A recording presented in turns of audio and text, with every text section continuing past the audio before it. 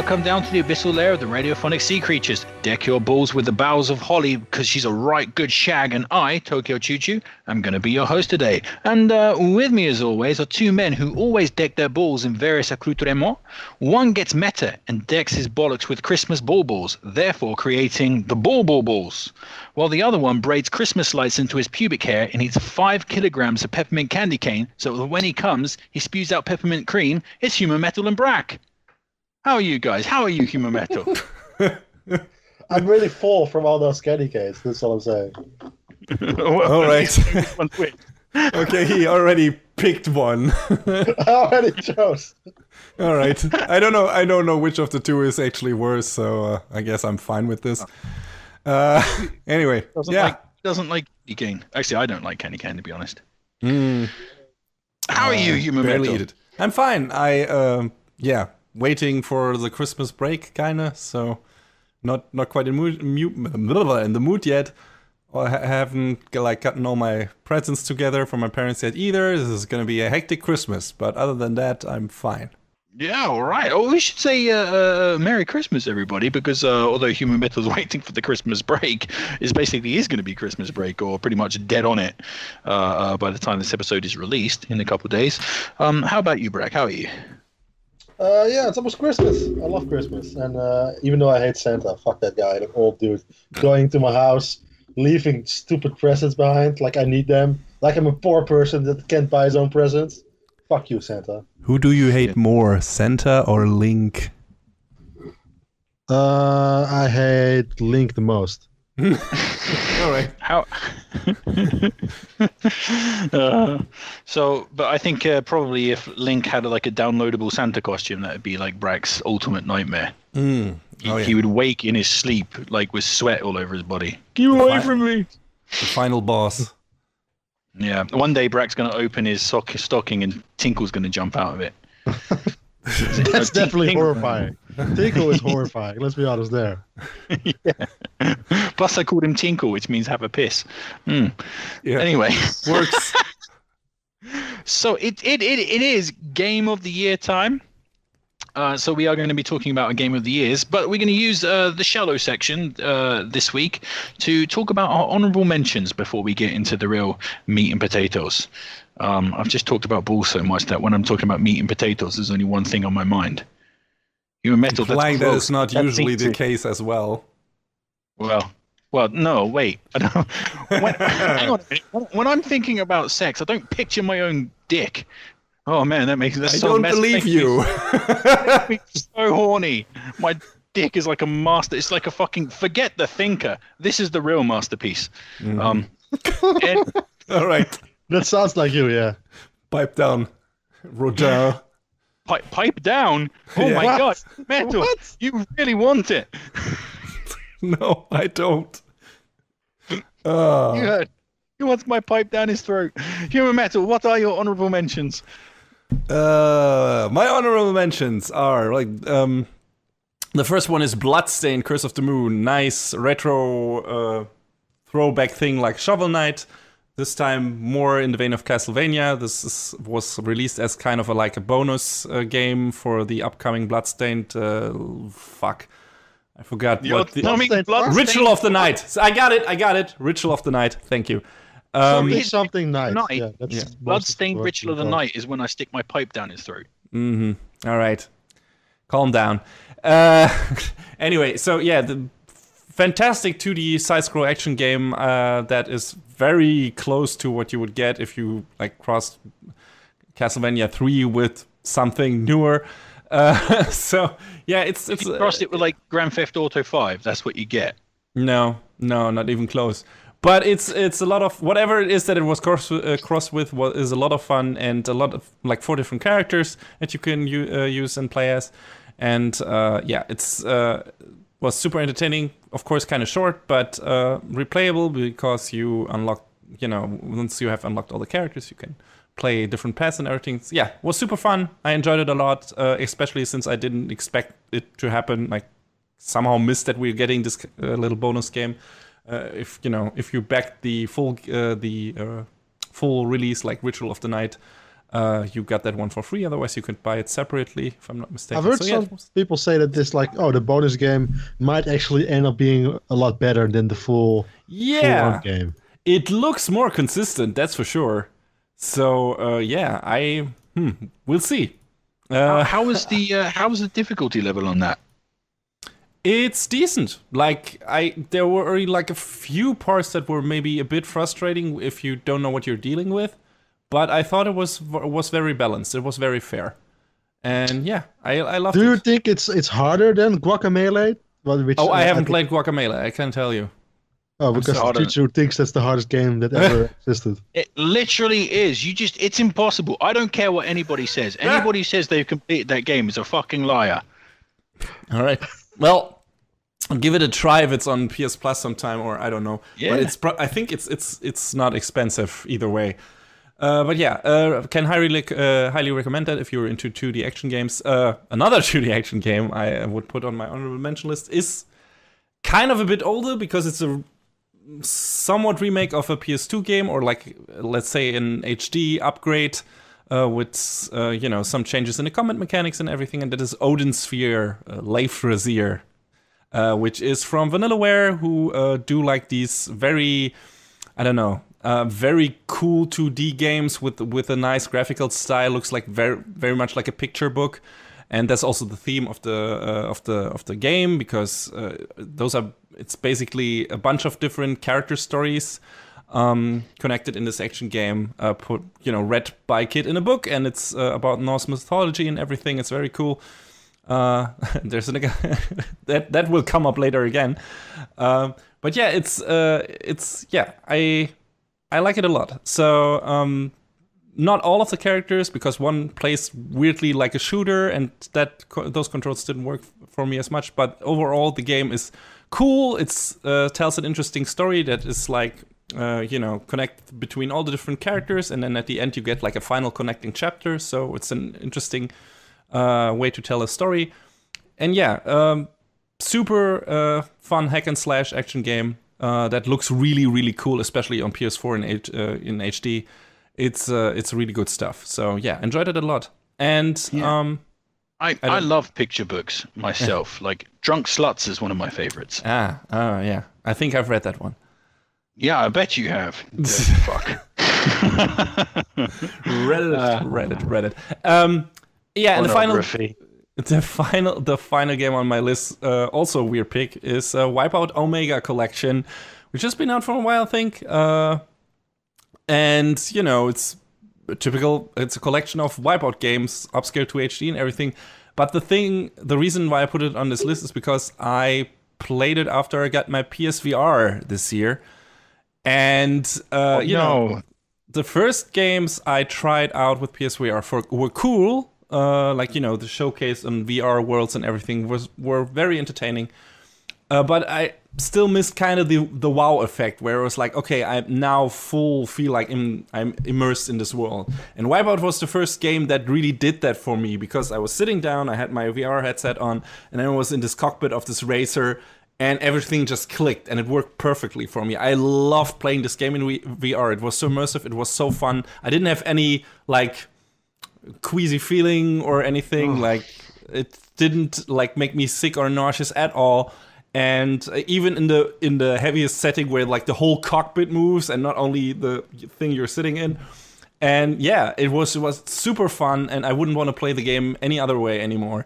And yeah, I can't wait to play more VR games that have been coming out in recent time, especially Astrobot Rescue Mission. That seems to be really cool, especially if you like platformers like I do. But man, yeah, Wipeout really got me into the VR space. And if you are looking for a game where that, concept works really well with, yeah, that's it. That's the one I would recommend. It's you probably need a strong stomach. I don't know. Like I said, I didn't have any problems with it. But yeah, it's really cool. It's like VR was, or at least sitting down VR was made for this kind of game, in my opinion. So yeah, good stuff. Oh, nice. I've also played Wipeout the VR, and yes, I'm surprised how well it works. It's just that I'm really shitty at Wipeout, Yeah, me too. But it looks amazing in VR. Yeah. Like it's incredible. Like the game in general looks insanely nice. Like it's just a super high frame rate. It's just super colorful and just like insanely fast moving. But it just like I'm really bad at it. That's the only problem. I'm just so bad at it. It's like it's really hard to find enjoyment out of it because I'm just like not getting any better at it. I'm just losing all the time. So that's my only problem with it. I've been doing better than I expected, especially after I got a hang of the environment and everything, and actually looking like to left and right if I think there is someone next to me, but I'm not sure, and then see, oh, all right, he's trying to overtake me, and then do a maneuver to counter that and everything. So yeah. VR actually helps to play the game if you know what to do and everything. But yeah. Oh man, if I played Wipeout in VR, I think I would like piss myself and shit myself like simultaneously. Have you even tried VR yet, Choo-Choo, or are you too scared? No, my eyes are thanking me for it, but no, I haven't. I haven't sizzled my eyeballs out with VR yet, but actually, I'm messing around because I don't really like roller coasters. Anything more thrilling than like Splash Mountain in Disneyland is like a big no-no for me. So I'm not sure how well I would do with Wipeout, but I quite enjoyed Wipeout back on the PlayStation. When I was a wee nipper, aka 20 years old, but sorry, I liked it too, but it was never my favorite racing series. But like I said, it works really well for this particular thing. I wonder how if F-Zero would work in this, because that's faster. But I imagine would be pretty cool. But that's a Nintendo franchise, so I played. In Yokohama many years ago, I played the F-Zero GX arcade machine that was on the hydraulics and went upside down and span around in a 360 degrees. Yikes! Sounds good. That sounds like a lot of puke going everywhere. Yeah, everywhere. I played it, and then immediately, as soon as it's like being on a scary roller coaster. You think, yeah, it's gonna be awesome, and as soon as it starts, it's like I want to get off. I think there's a lot of clean up on aisle, whatever going on in that place. Like they don't even have to finish the sentence; they already know. Oh yeah, I need to go there. Yeah, I can totally imagine. I almost threw up playing it. What's it called? The Star Wars bubble thing. I don't know if you've seen that game. It's like this like circular cockpit, and you sit in there and like do the Death Star run. I was almost sick doing that, and that didn't even move. Jesus Christ. Anyway, we're getting way off topic here, and that's probably my fault. So, Brack, what are your honourable mentions? My honourable mentions, like you're talking about, like being scared and puking and stuff like that. So the first one on my honourable mention list is The Evil Within 2, which definitely is a pretty scary horror type game. And I never played the first one. Like I'm one of the as for some reason I never had interest in the first one, but the second one grabbed my interest pretty much right away, and I really enjoyed the hell out of it. It's pretty scary, but I also get scared really easily, so that's not really saying that much. At least you're honest about it. Yeah, I know. Yeah. Like I'm not really good at horror games. Like even some of the older horror games I've played them while simultaneously listening to podcasts, like on my while playing it, so I wouldn't get scared that much. Are you like the person that talks during serious horror movies all the time as well, to like not let the atmosphere sink in too much? I don't have it that much with horror movies. Like it's definitely with games, because games are more immersive. Yeah, more immersive, more interactive, and you can actually die and stuff like that. And it also is one of those things that it starts in the game, but by the end of it, you really get like used to it, and you more like your game mechanic brain starts taking over. You know what I mean? And in the beginning, it's really scary. And this game in the beginning was really scary as well. It does something I really like, where it mixes like horror elements with sci-fi elements. Cool. And it has like this Inception type story going on, and it mixes like hub world design with like more straightforward horror design. I think it's from the guy who made either Resident Evil or Silent Hill. It's Shinji Mikami. It's Resident Evil. And it also feels a lot more like Silent Hill than Resident Evil, because like the monster designs are just freakish. Like just what the fuck is going on? Why does this thing has like 8 heads, and it's just like looks creepy, and all of the heads cry blood, and like it starts screaming in Japanese, and like I don't know what's going on. Please, somebody turn off this game. Like that. Help me! There's one of the ones that scared me the most, where it's like I said, it has like this hub world thing going on, and so you also explore like little houses, and sometimes there are zombie type creatures in there, or sometimes you can just got some ammo. But there's like one side mission, side campaign, like that goes on multiple missions throughout the game, and that has to do with like some kind of crazy Japanese ghost, and the way it just starts is when you just go into the house to think, oh yeah, I'm going to collect some ammo for my gun and maybe some upgrade or whatever. And then it just starts and you're in it and you can't go out of the house again. And like the monster starts talking to you through like the microphone or the thing in your controller. Like, so it's like, and I wasn't expecting that. So I was really surprised by that. It's like, oh my God, what's going on? I don't know. This is crazy. But yeah, it's really enjoyable. It plays really well, actually. It feels a lot like the best of the Resident Evil type gameplay, where it still has a little bit of like the tank design, that you're not too fast, but you can actually walk around and actually get out some good like headshots and stuff like that. So the controls are good. The story is a little bit bland, but the characters are interesting enough, and the world design and the level design and stuff is really good. So I enjoyed the hell out of that. Oh man, I highly recommend you go play Alien Isolation ASAP, Brack.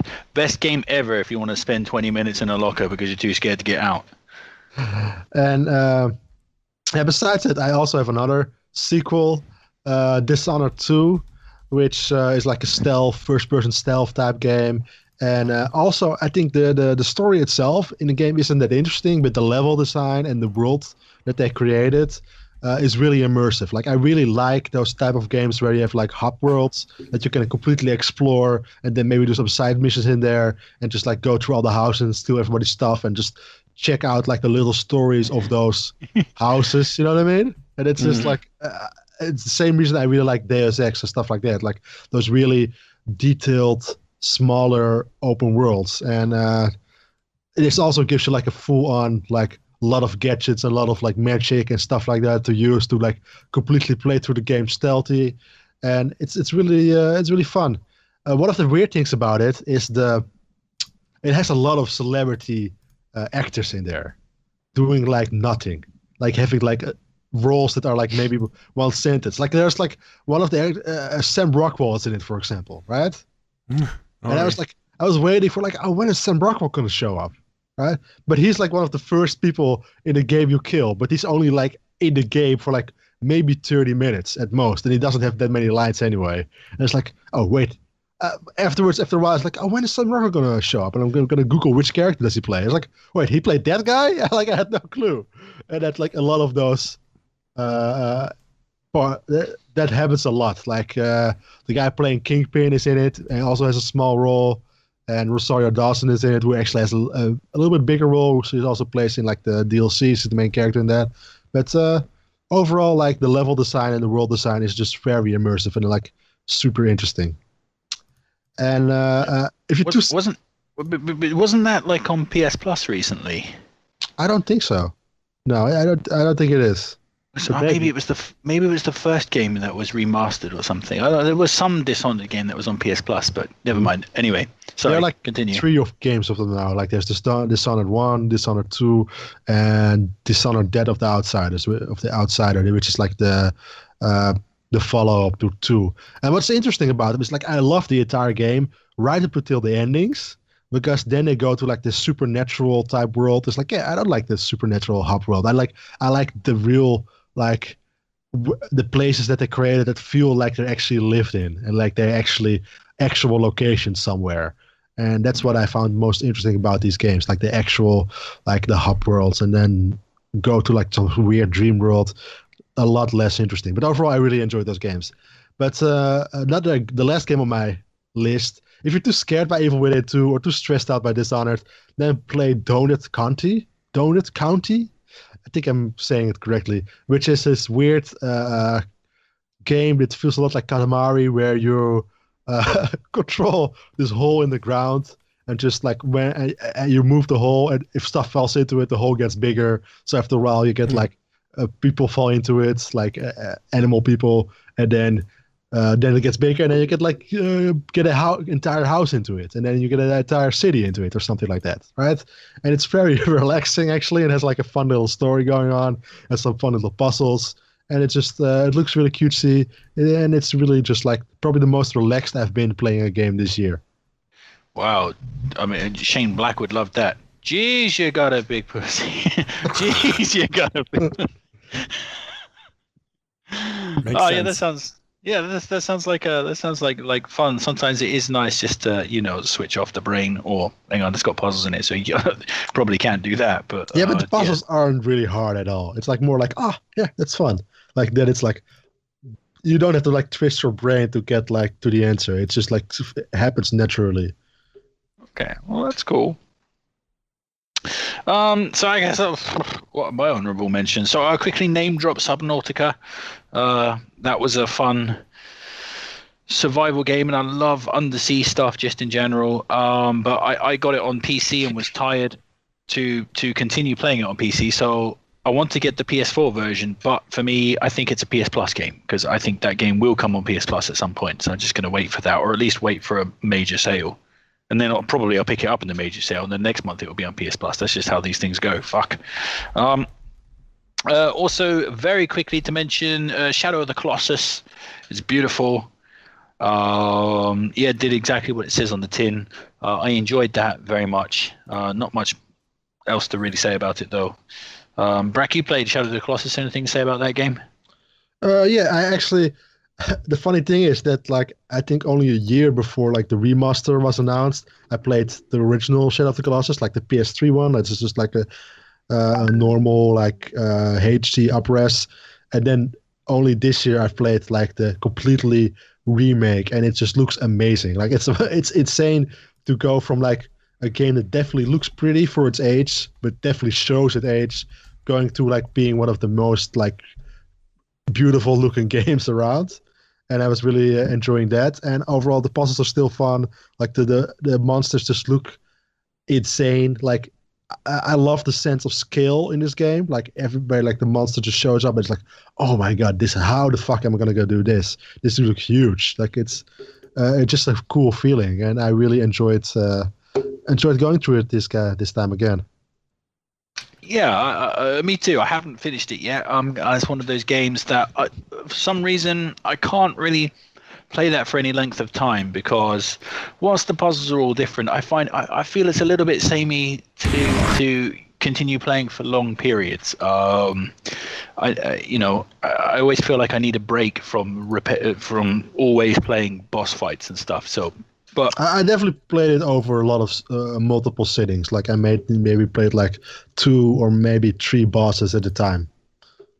Yeah, I'm like 1 or 2. Like 2's my max. Like 1, fine, great. 2, yeah, can just about do that. 3, no chance for me. Like I need a bit of a break of gameplay.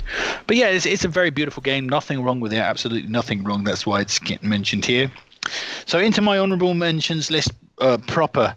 So. Were those your honorable mentions? Those were my almost honorable mentions, I guess. my slightly dishonorable mentions. I don't know. Maybe they snuck in a sly heroin bump or something around the back of the bike sheds. I don't know. They did something. So my proper honorable mentions.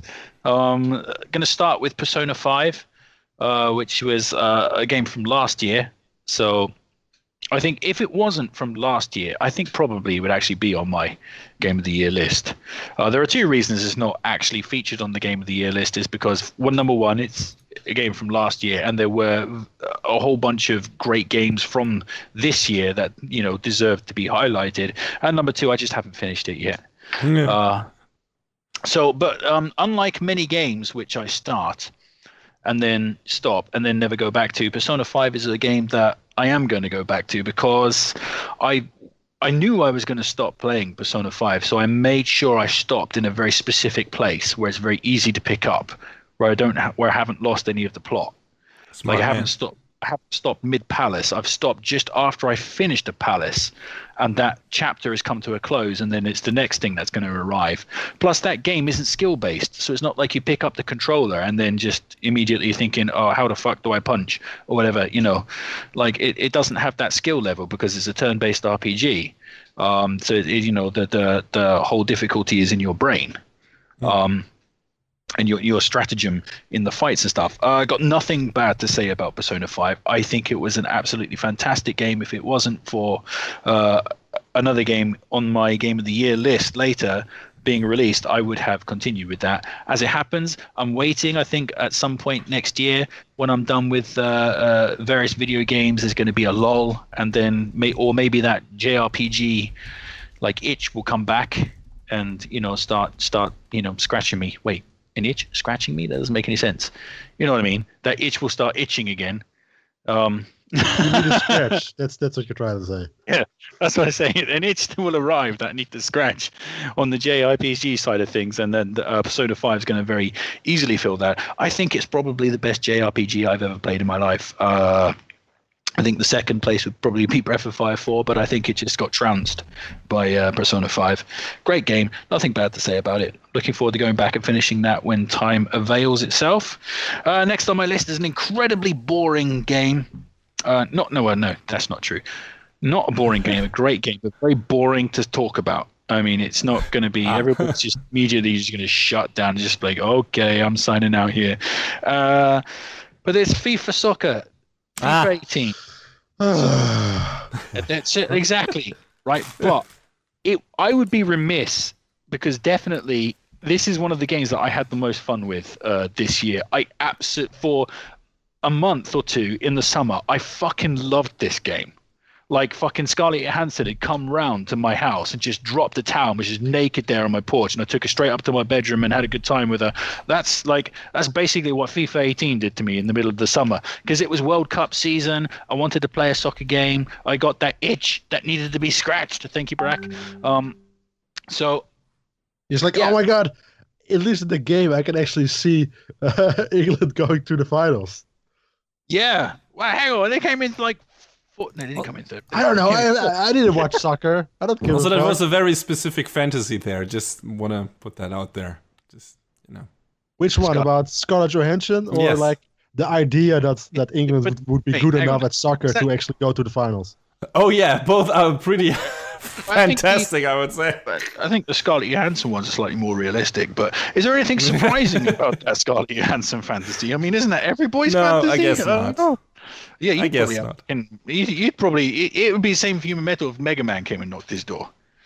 Like, come up to my bedroom. I personally imagine Mega Man that if he takes off like the armor, it's like that scene in the last RoboCop movie where it's just like only the face and everything else is like. Yeah, and Human Metal would be like, still enough for a blowjob. Anyway. Priorities, Oh, gross. The cum would probably just leak out the bottom of the face. Oh, man, that's nasty. Terrible. Sorry about that. Anyway, yes, I had a lot of fun with that game. Not much to say about it. FIFA 18 is just a really well-made, fun soccer game. With some light managerial aspects to it. I played 2 full seasons, 2 full years of soccer. I don't know how much that equates to in actual game time, but that's serious. That's like 60, 70 hours. And so yeah, great. I loved it like intensely for a very short time. And then finally we have a very, very recent game which came on PS Plus, Onrush. So I was a big fan of MotorStorm. At least the second game, anyway. The third game is a bit pants, to be honest. But Onrush is made by the same company. It's not a racing game in a traditional sense. It's actually more of a team-based battle game. It's kind of like MotorStorm mixed with Overwatch, because all the cars have specific traits and they all have like an ultimate ability which charges up over the course of the battle. And I use battle there specifically because it's a 6-on-6 team battle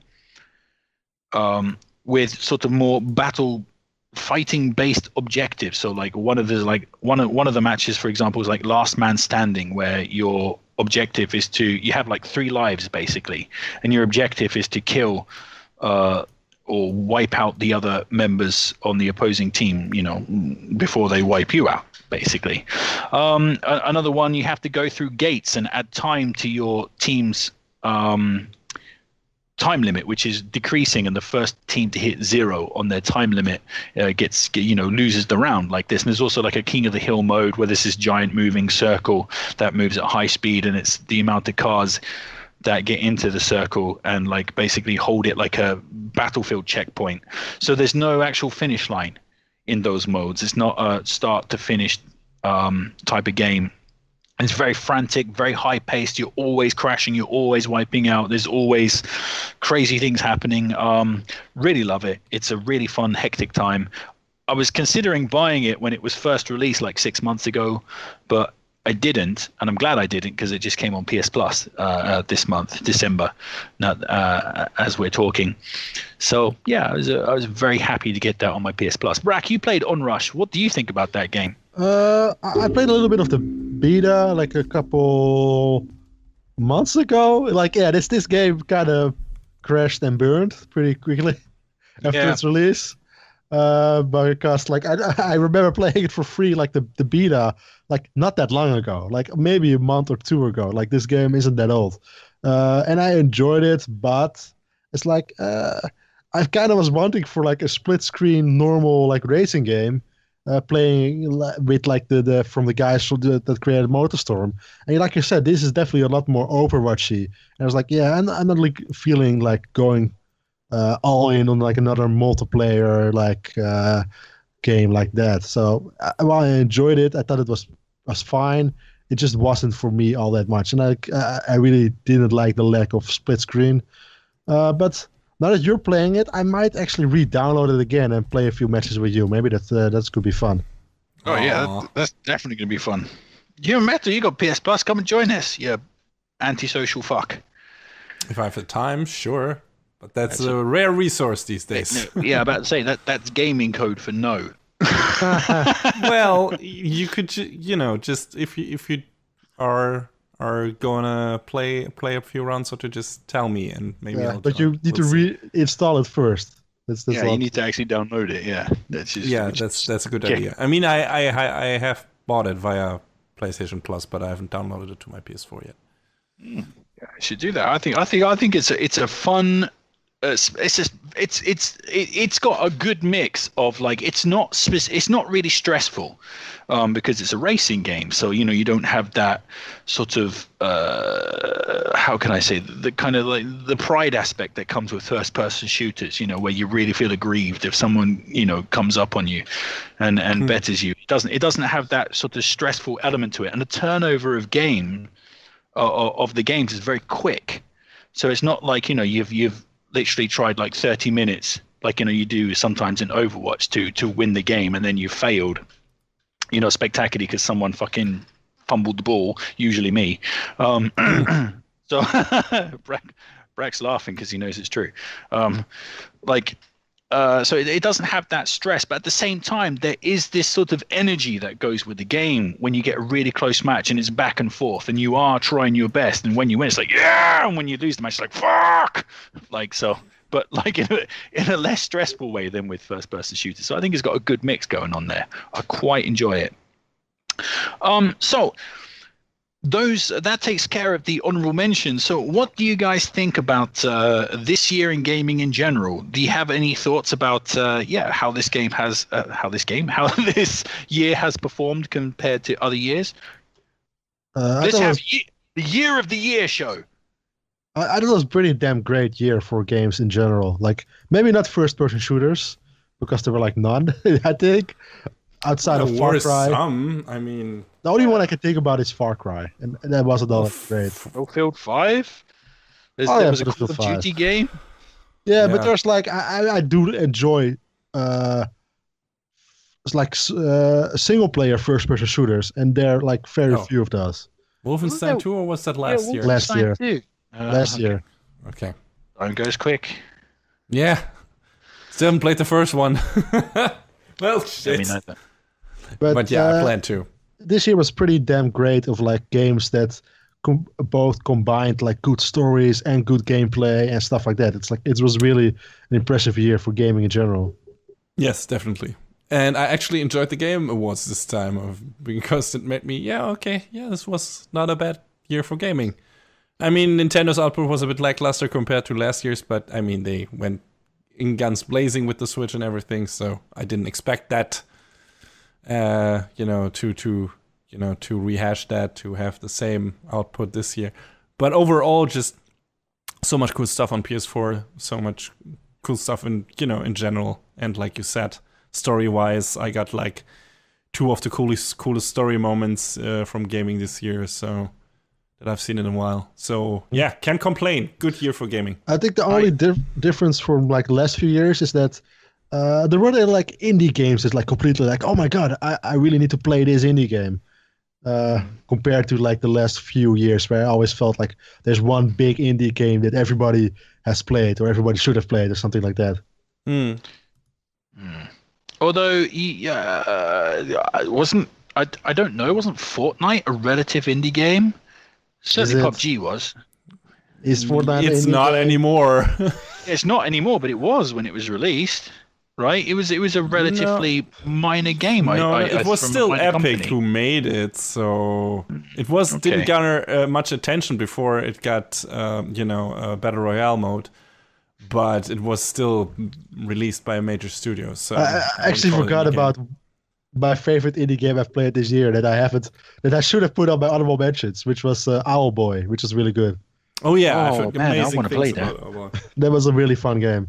Also, Curse of the Moon for me is an indie game. So for me, of course, that was one of the great ones. But I haven't played that many other ones especially not new ones. Like some of the last few years, there's like, oh my god, Shovel Knight, like winning a lot of Game of the Years, or Journey winning a lot of the Game of the Years.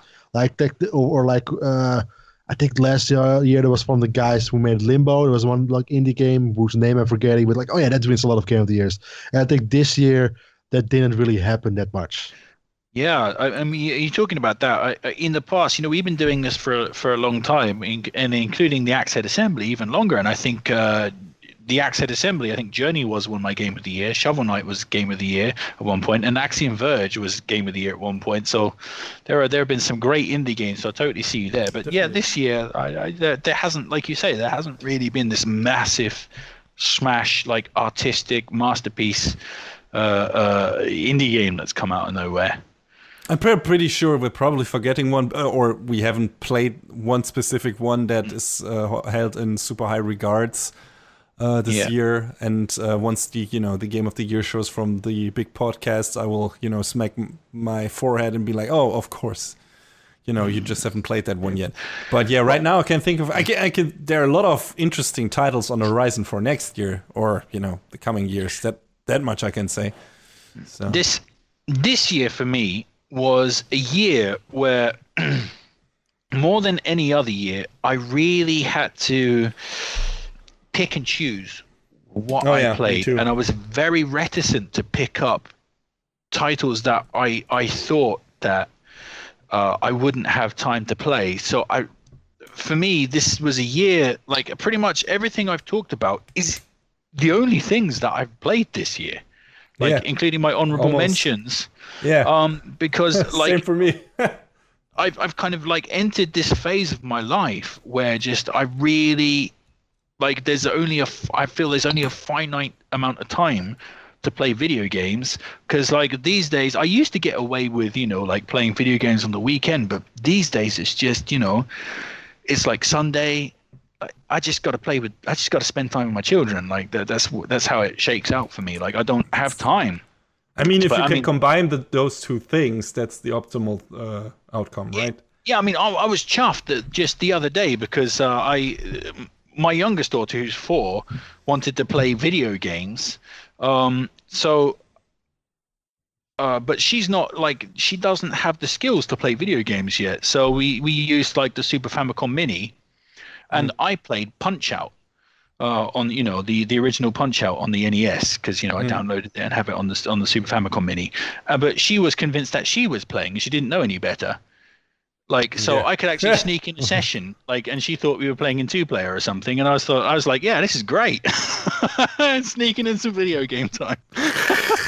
How sinister. Yeah, but Yeah. for me, it was kind of like this year's what, you know, time-wise, I just didn't have that much time to play. And the weird thing is, at one point of the year, I was like, man, I feel like going back to Final Fantasy VII and replaying that, even though there's like, I don't know, 4 or 5 unopened new games on my fucking shelf. And I'm like, okay, finally I'm in the situation in my life where I can afford all those games, and I do, but I don't have time to play them, but I still want to get them. So, you know, it's kind of switched around compared to previous years. So, but yeah, pick and choose. And I didn't regret like going back to Final Fantasy VII. I had a really good time, had a lot of fun with it. I think that game holds up, but you know, that of course, because that's a giant game, took away from a lot of the game time this year for me. And you know, I could have checked out some of the other games that came out and didn't. So Yeah. I avoided Bison a is lot still of unopened on my shelf. I avoided a lot of the longer games, like games where I knew like, okay, this is gonna be like a 60-hour like commitment. I'm just not gonna do that. Like I wanna commit to that. The problem is I don't want to like do all of those in a row, and I want to always put like a small game in between and then maybe go to the next big game. The problem is if there's still if no more games would be coming out right now, that would work. But there's still new games coming, and it's just piling up. Mm-hmm. So, Especially the later half of the year, like the big games I've played are the ones where I know I can like put in like a 30-minute session and get something out of it. That's something. That's why I have like not played some of the bigger games, because like I know I just need to sit down for like a couple of hours to have to get enjoyment out of it, and I just don't have the time for that. That's exactly where Onrush is filling a void for me personally recently. It's like you play Onrush for like 15 minutes. Okay, that's enough enjoyment. It's done. So like I you can play for longer on Onrush obviously, but like I find if I play Onrush for like, you know, 15, 20 minutes, I've had a little bit of fun playing a video game, and then I can just put down the controller and get on to do whatever I want to do. So I think games like that, like quick arcade turnover games, are becoming more valuable to me, and that's totally actually get that. that's the reason why I enjoyed Rush. The problem. One more thing. The problem right now is, you know, in the week, you know, on the weekdays, I usually don't even go for games anymore. Once I'm off work, I just go for watching like a series or a movie or something, and then just keep my game time strictly to the weekends, because I go into games with a completely different attitude. Even if they're not like these super long games, but still, if I start playing a game, I don't want to like have to stop at a point, even if it's a quick pick up and play game, like I don't know, like Mega Man or some Sonic game, or I don't know. I still want to like immerse myself and keep playing until I'm like, okay, this is enough, and I can't do that in the week time. So basically, it's just on the weekends, and you know that. Yeah. That restrict things a lot, unless you're on a holiday or something on vacation. I mean, I feel you there. For me, it's like it's Monday and Wednesday. I can eke out time before work on well, actually Monday I don't have work, so it's like Monday's my is like a free day. My kids are at school. Got no kids, so that's my game day. And Wednesday, I have like a long time before I have to start work. And again, the kids are at school and stuff. So like, I got those 2 days. But it's the whole thing. Can I actually get out of bed on time? Because as soon as the kids come back from school, that's it. It's game over. Literally, game over. Well, a completely different game starts then. Yeah, the game of the always fantastic game of pick up those fucking toys. Yes. So, what now is the new year? So, what are you guys looking forward to? That's potentially coming next year. Oh God, I still have so many games I haven't finished. We're talking about the games coming next year. Help me! I'm sinking into a sea of. I'm gonna drown. I'm gonna drown and die in literally a wave of like games, like just boxes of games. It's just gonna suffocate me. Oh dear. In the immediate future, for me, it would be Resident Evil 2, the remake, and Devil May Cry 5. Those are, weirdly enough, both from Capcom, which is, not a thing I expected would happen. Like, tell me about that like 2 or 3 years ago, where it's like, hey, 2 of the games you're most gonna look forward to are gonna be from Capcom, after Capcom already had a really strong year. I didn't even mention Monster Hunter World in my honorable mentions. But goddamn, to talk about going back to, returning to form, I am really happy with what Capcom has been putting out in the past year and what's going to happen next year. So yeah, those two definitely. I'm looking forward to them a lot, and I have restrained or refrained from looking at any more trailers since the big reveal trailers for those, because I want to go in like fresh and everything. But I'm really looking for Resident Evil 2 is one of my favorite Resident Evil games. I haven't played any of the Devil May Cry games, but I've looked. No, that's not true. I've played the reboot DMC, but that was by a different studio. But I enjoyed watching other people play through those games, and I kind of want to revisit at least 4 maybe. And I think 3 is the one you should revisit. That's the one I think most people agree on is the best one. Yeah, and sure. I The agree thing as well. Yeah, the thing is, 4 introduced Nero, and he's kind of the main character in this new one. So I kind of feel like story-wise, I would want to revisit 4, at least 4 as well, if not, But there's an HD collection out and everything. Maybe I'll just get that and check. I just heard I can avoid 2, so I'll probably do that. And I think personally, I think avoid 1 as well. It's not that great. It's like it's good, but it's not great. Well, it's old. It was an almost launch title for the PS2, so. Yeah, but action games have come a long way since then. So it would be interesting to just play these. The problem is if you play them like chronologically, I think 2 is the last one or something. So the timeline is more fucked than like the one for like the X-Men or Fast and the Furious or whatever. Like, don't pay attention to it at all.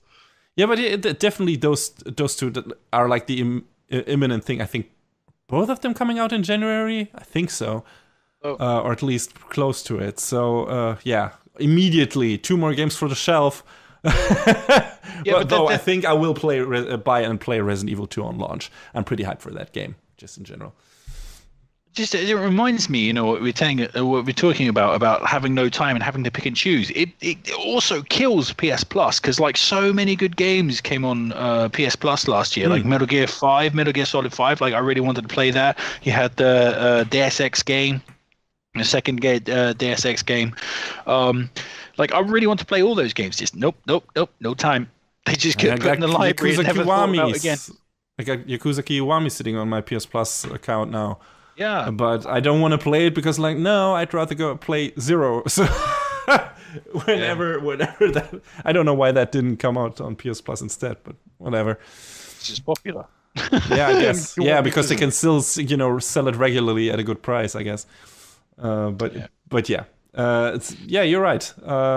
There are too many good games coming out, I guess. But that's been a problem over the past years in general. Like the game output quota has risen so much, and that's not going to stop next year. There are lots of promising things on the horizon, and a lot of things that only have been teased so far, and that we can look forward to. And by the time maybe E3 comes around, though that's going to be smaller this year since Sony is not taking part. But yeah, and I'm actually surprised about Sony not taking part, because that's the games I'm most interested in next year. Yeah, me too. Like, is I guess Last of Us 2 coming out next year? Is Death Stranding coming out next year? Is that Samurai game coming out next year? I have no clue. I think they can't show anything new, or they don't want to show anything new to give, to give away too much. And they already did last year E3. They already did only those 4 games that they heavily featured, and people were not happy with that. So they were probably like, "Oh, fuck it. This year, maybe we're going to do a direct or something, but it's not worth like renting the floor space for this, because that's all we have, and all of those games are coming out soon. So why bother?" Yeah, exactly. And they're already preparing to go into the next generation and everything, but they don't have that ready yet. So I guess it doesn't make sense for them, at least that early in 2019, to like put that much money into the promotion for things that everyone is already aware of are coming out soon. Well, interestingly, they were straight up transparent about it. They were like, "We don't have anything to show. Exactly. We don't have anything, so why go?" Yeah. Yeah, why and put on that's a pro- fine. It's like, okay, leave it all to the rest, and the indie stuff, and let Microsoft try to salvage this generation, or at least part of it. I don't think they will, because they definitely lost.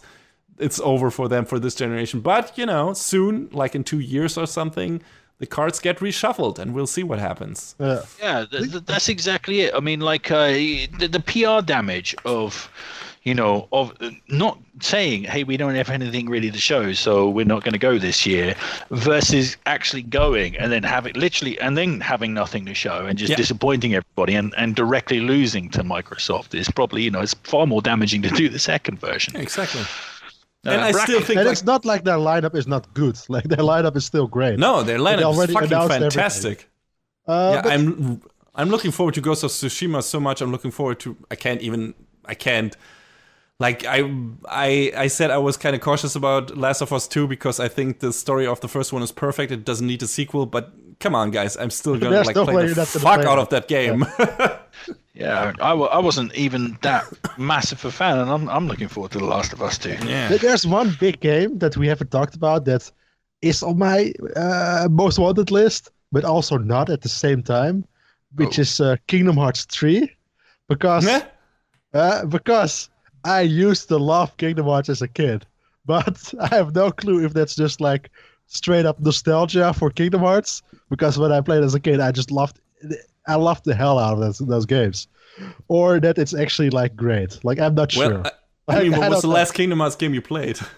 I played one of the PSP like a long time ago. Birth Before Sleep? I think that's the one. But I didn't love it as much as like 2. I loved 2 at the time. Like there are the collections out that. But I don't want to replay them. I want to play the new one. Yeah, especially that's a lot of game time. Like talking about picking the smaller games. That's not that. So yeah, the third one, like at the same time it gets me excited, and at the same time I'm like dreading like having like 30-minute cutscenes that go nowhere, like absolutely nowhere. Like at least nowhere that you would understand, because the fucking story is so convoluted that you have no idea what the fuck is going on. Like now, like as a kid playing it, like I bought into it like with full sincerity, like that Donald Duck and Cloud are like having like sincere conversation about like life and death and stuff. But now there's like no way that I can see like them trying to put like Mickey into like a Jonah role without laughing my ass off. Like it's I'm not sure what's gonna happen now while playing it as an adult. So like I'm looking forward to it, but at the same time I'm really dreading it. I've got exactly the same thing with Shenmue 3. Which should be dropping next year. Like I'm really looking forward to it, but at the same time I'm dreading it because, well, the Shenmue games just haven't aged that well. Shenmue 2 is still pretty fun in places, but the Shenmue 1 was I replayed it this year actually, and when it was like remastered, that was a bit of a shit show, to be fair. And there were long periods where I was just bored out of my fucking mind and having to really push myself through that game. So we'll have to see, like how Shenmue 3 holds up. So it was like this holy grail, that was coming. And I was looking, like every year, what do you want to say? Shenmue 3, Shenmue 3, Shenmue 3. And now I'm like, Shenmue 3? Maybe? Like, I kind of looking forward to it. Finally getting what you wished for. You're not sure if you actually want it. Yeah, exactly. I'm afraid that's going to be me with Final Fantasy VII, but that's not coming out before 2025, so whatever. Not if there was Shenmue 3. Maybe. Anything else on your most anticipated list, Brack? I also have, like, besides the Sony games you already mentioned, I'm also really looking forward to Devil May Cry 5. And that's mostly because it's the type of game we haven't had in a long time, like those straight up like action hack and slash type games. Like there are games like it, but not that many. And I I guess really Bayonetta 2 was the last one we had. Yeah, and I didn't have a Wii, or Wii U or Switch, so I haven't played it. So like the last one, like I can barely think of one like from this generation. So I'm looking forward to having another of those type of games that I really enjoy.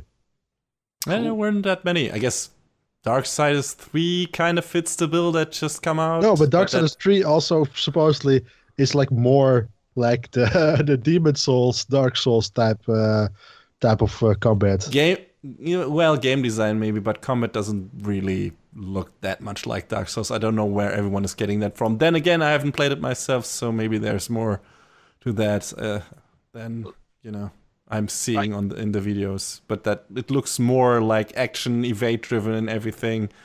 And you actually have invincible frames on the counter. It's more like what they do with that character is more like Witch Time in Bayonetta than anything in Souls.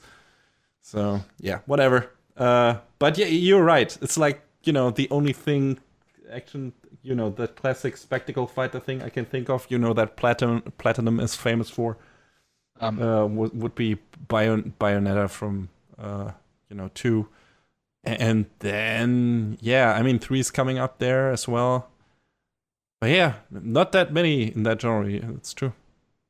I think definitely the number one pick for me that I'm really fired up about next year is the new Sonic All-Star Racing game. So I absolutely love the Sonic All-Star Racing games. The first one on the PlayStation 3 was absolutely amazing, perfect. And then the second one was even better, although they fucked up how you unlock all the characters. They fucked that up big time. But the actual gameplay of it was absolutely fantastic, with all the transforming vehicles and stuff. The tracks were just beautiful. Graphically, it was just stunning. Even on the PlayStation 3, had a whole bunch of fantastic Sega characters and Sega tracks. Absolutely brilliant. So much so that like Mario Kart 8 ripped it off.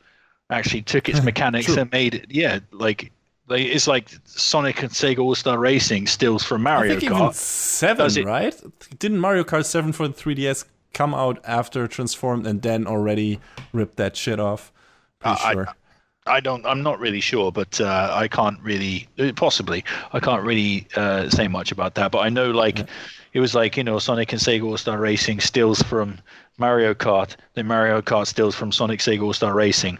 I made a hilarious mistake on OGS recently, where I was putting in, I was trying to say the most anticipated. I was trying to put, Sonic Sega All-Star Racing, and accidentally predictive text got the better of me and accidentally typed Sonic and Sega Sonic All-Star Racist. So that went down the storm. At least it's better than the Crash Team Racist. Yeah, Team Racist. Yeah, I guess so. But the Transformed being so fucking great is precisely the thing why I'm kind of lukewarm on this new one, because it seems like they're going back to the formula of the first one.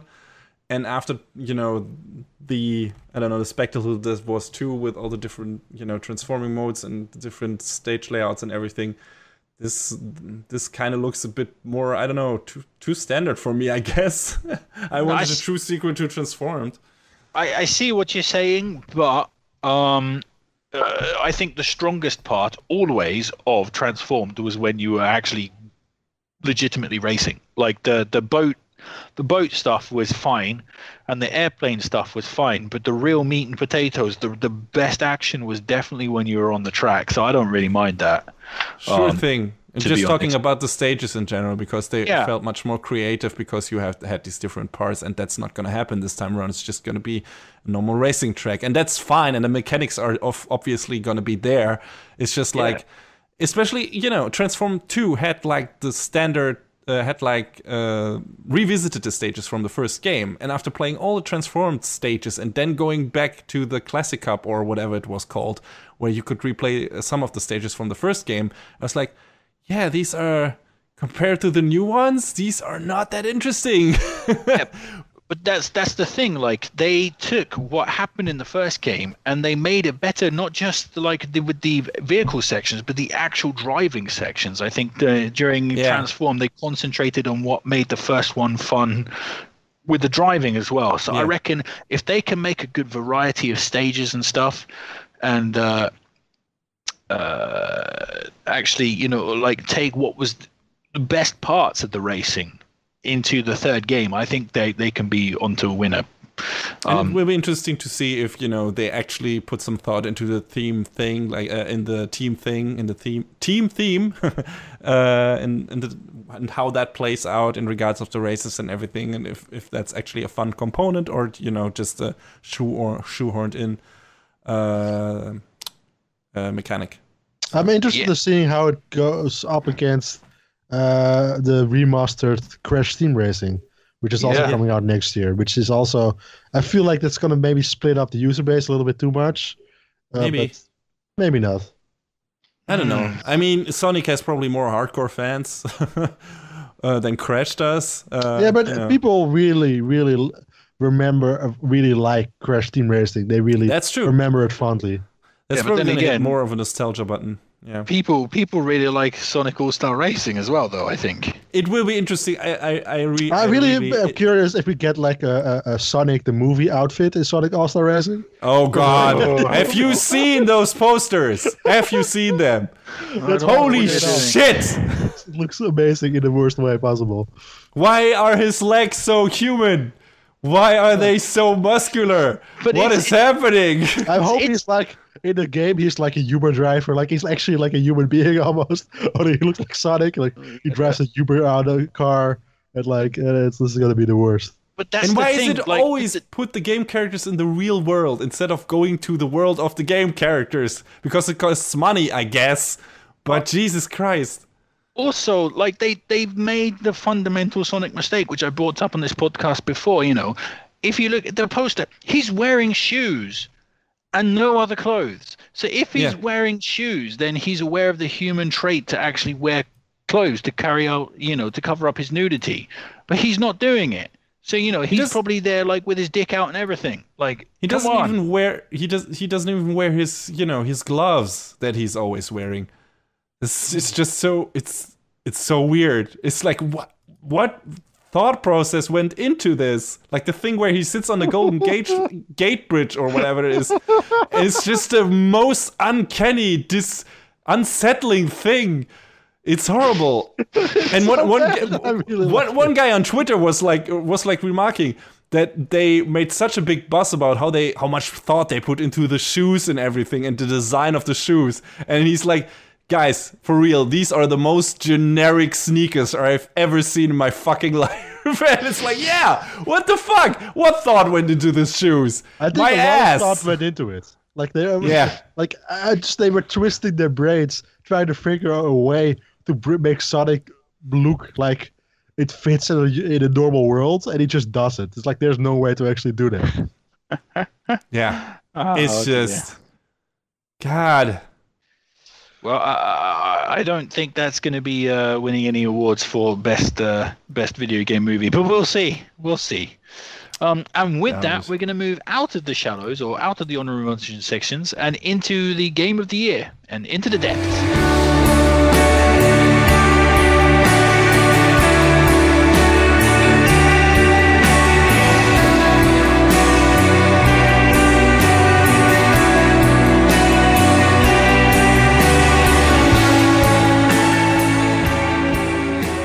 Welcome back to the depths. So yes, it is Game of the Year time. So we've formatted the Game of the Year show this year a little bit different than previous Radiophonic Sea Creatures Game of the Year shows, in that we are basically going to go through our top 5 games of the year. And that's very specific to this year because, frankly, it's really weird, but we pretty much universally agreed on what were the best games of the year. No, not always. I mean, there is a little bit of, a little bit of disagreement here and there. We'll get into that later, I'm sure. But by and large, we mostly had the same games on our list. So I think that kind of sort of indicates how just good I think these games are.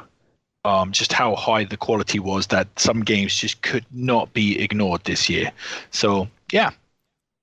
So without further ado, we shall launch in with our first of those top 5 games, Human Metal. This is predominantly your choice, so why don't you take us into our number 5? Yes, our number 5 is Mega Man 11. It's my personal number 3. And yeah, this is basically just because I have to, because I'm a whipped fanboy. And come on, how can I not put the year a new fucking Mega Man game is out? How can I not put it on my Game of the Years list? That would be ridiculous. What kind of fanboy would I be? So yeah, it helps that this is actually a pretty damn good Mega Man game. So if that was the case, I don't know if it was so easy to pick it, but here we are. And here I go. And yeah, I've already talked about it in one of our previous shows, so I'm not gonna add much more to that for time's sake. Wait, hang on. You talked about it? I mean, I tune out whenever you talk about Mega Man, but yeah, understandably tell us a little so. bit about it. Yeah, damn. I talk about him too much, I know. But yeah, it's the thing that nobody expected to happen, since, you know, Capcom was hating on the blue guy for a while, and then Mighty Number 9 came out, was the thing of hopes and dreams for everyone, and then turned out to be a giant piece of shit. And it was a false prophet in it was the false, yes. Plus, the liar, the lying prince. Everybody's hating on little blue guys. I mean, just look at what Hollywood's doing to Sonic again. Yeah. It's some kind of racism, I don't know. But yeah, definitely Blue Man Group, watch out. Anyway, but definitely one of the better Mega Man games in my opinion. I really enjoyed it. It, of course, has some things in there that don't quite work. I think some of the mechanics are not executed perfectly. You know, his slide that he has had since Mega Man 3 is not particularly good in this game. The hitboxes are way too huge sometimes, and some of the stages have a kind of shitty sudden death moments in them if you're not familiar with the layout and everything. But aside from Metal, you are not selling me on this game. No, you're definitely not.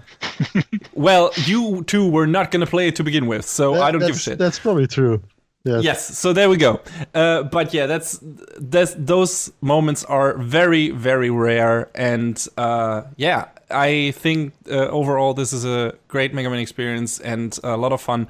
Could have had a few more Dr. Wily stages because, you know, I enjoyed them and I thought, hey, cool, I'm gonna get 4 Wily stages. Nope, it's only 2 basically, so that was a bit of a shame. But hey, this game is kind of a budget game, and I'm happy I got one anyway, and it looks pretty good for, you know, what would basically amount to being an Xbox Live Arcade game in the previous generation.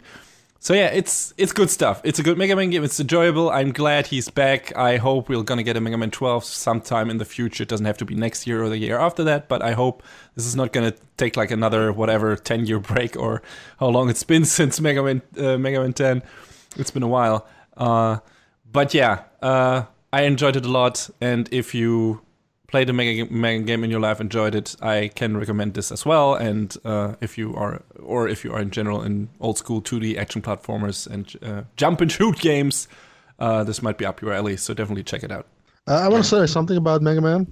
Not about Mega Man itself, but about Human Metal. If this is like a war movie and there's like the one guy who takes out like a photo of his girlfriend back home, Human Metal is the guy taking out the photo of like Mega Man and like talking about Mega Man like 11 to like the other guy. My childhood hero. And then the other guy is sitting in the trenches together, and then like Human Metal is like talking about Mega Man, and just the guy just stands up and runs into the field, getting shot or something. I remember watching the Mega Man cartoon, the US cartoon, as I don't know how old I was, 10 or something. And enjoying it, and my mom was watching it with me for some reason. It was like, yeah, I love that guy so much. I think Mega Man is fantastic. And she's like, man, when are you gonna grow up? And I'm, never, Mom. I showed you. Yeah, so there you go. That is my life in a nutshell. So, Human Metal, why don't you tell us something about Mega Man 11? What? He is pretending like because he didn't listen to you saying Oh, sorry. I missed the joke. I fucked up. I should have played along. You got me. You got him. I literally confused him. Mission achieved. Well played, sir. So, Brack, why don't you take lead on our number 4? I mean, hang on. I'm going to quickly say something about Mega Man 11. Nope, no, I'm not. Brack. What is there to say? Well, yeah, he's blue and he's small. And he shoots this thing called the Mega Buster, and which I always lemons. He shoots lemons. Again, Scarlett Johansson, Mega Buster. Brack. What? Yeah, let's go to another game. Let's go to our number 4, which is A Way Out. Or as I call it, a way out of talking about Mega Man. Definitely it is. Thank God for that. Oh no, that sounds weird. Jesus Christ. Wait, hang on, you said Tank God. I mean, that's awesome. A Tank God. It's a sequel to Tank Girl. Yes. Yeah, Tank coming out next year. Damn. But let's go back to A Way Out.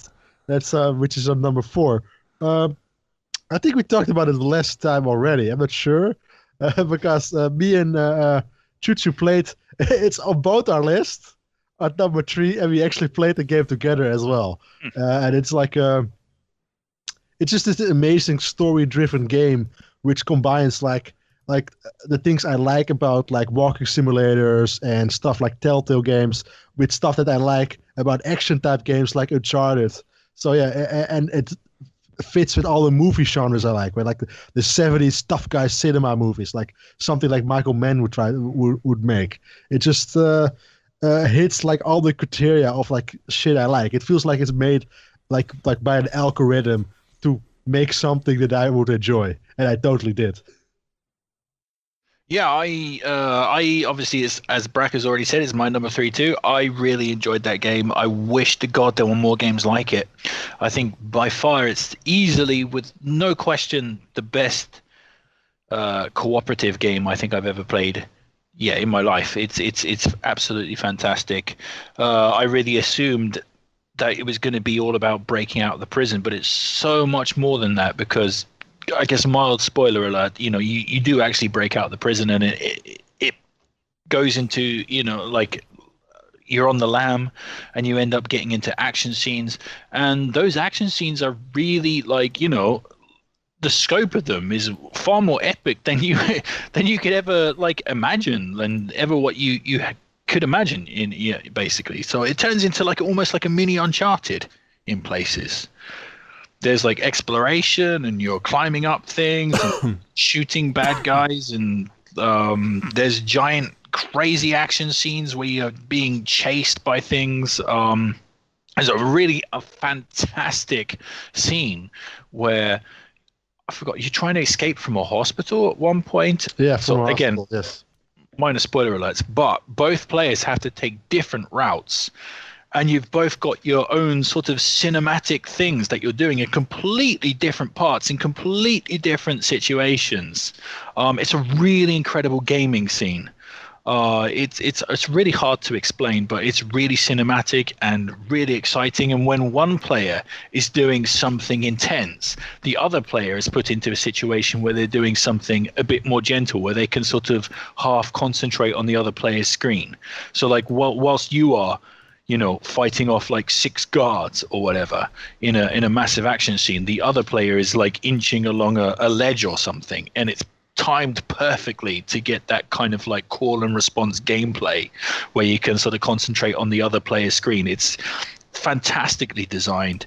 It's a masterpiece of cooperative game design. We haven't even talked about the ending, which, well, it's a bit too early.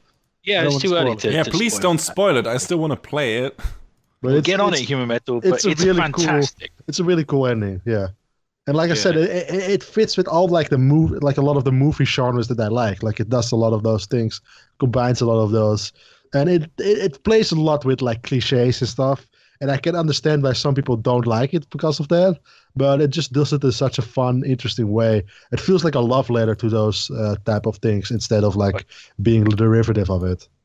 Yeah, I agree with you. It's also like in the small little details, the small little things that just catch you off guard. Like there are some mini games in there, like arm wrestling and playing darts, or was it Grenade Brothers or something? Grenade Brothers, yes.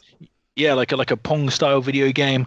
And oh man, Brack and I had the most heated game of Connect 4 you can ever possibly imagine. Oh man, we played it like it was chess. It was amazing. And just little hilarious moments like the time that Brack and I both decided to see what would happen if we both got on the seesaw.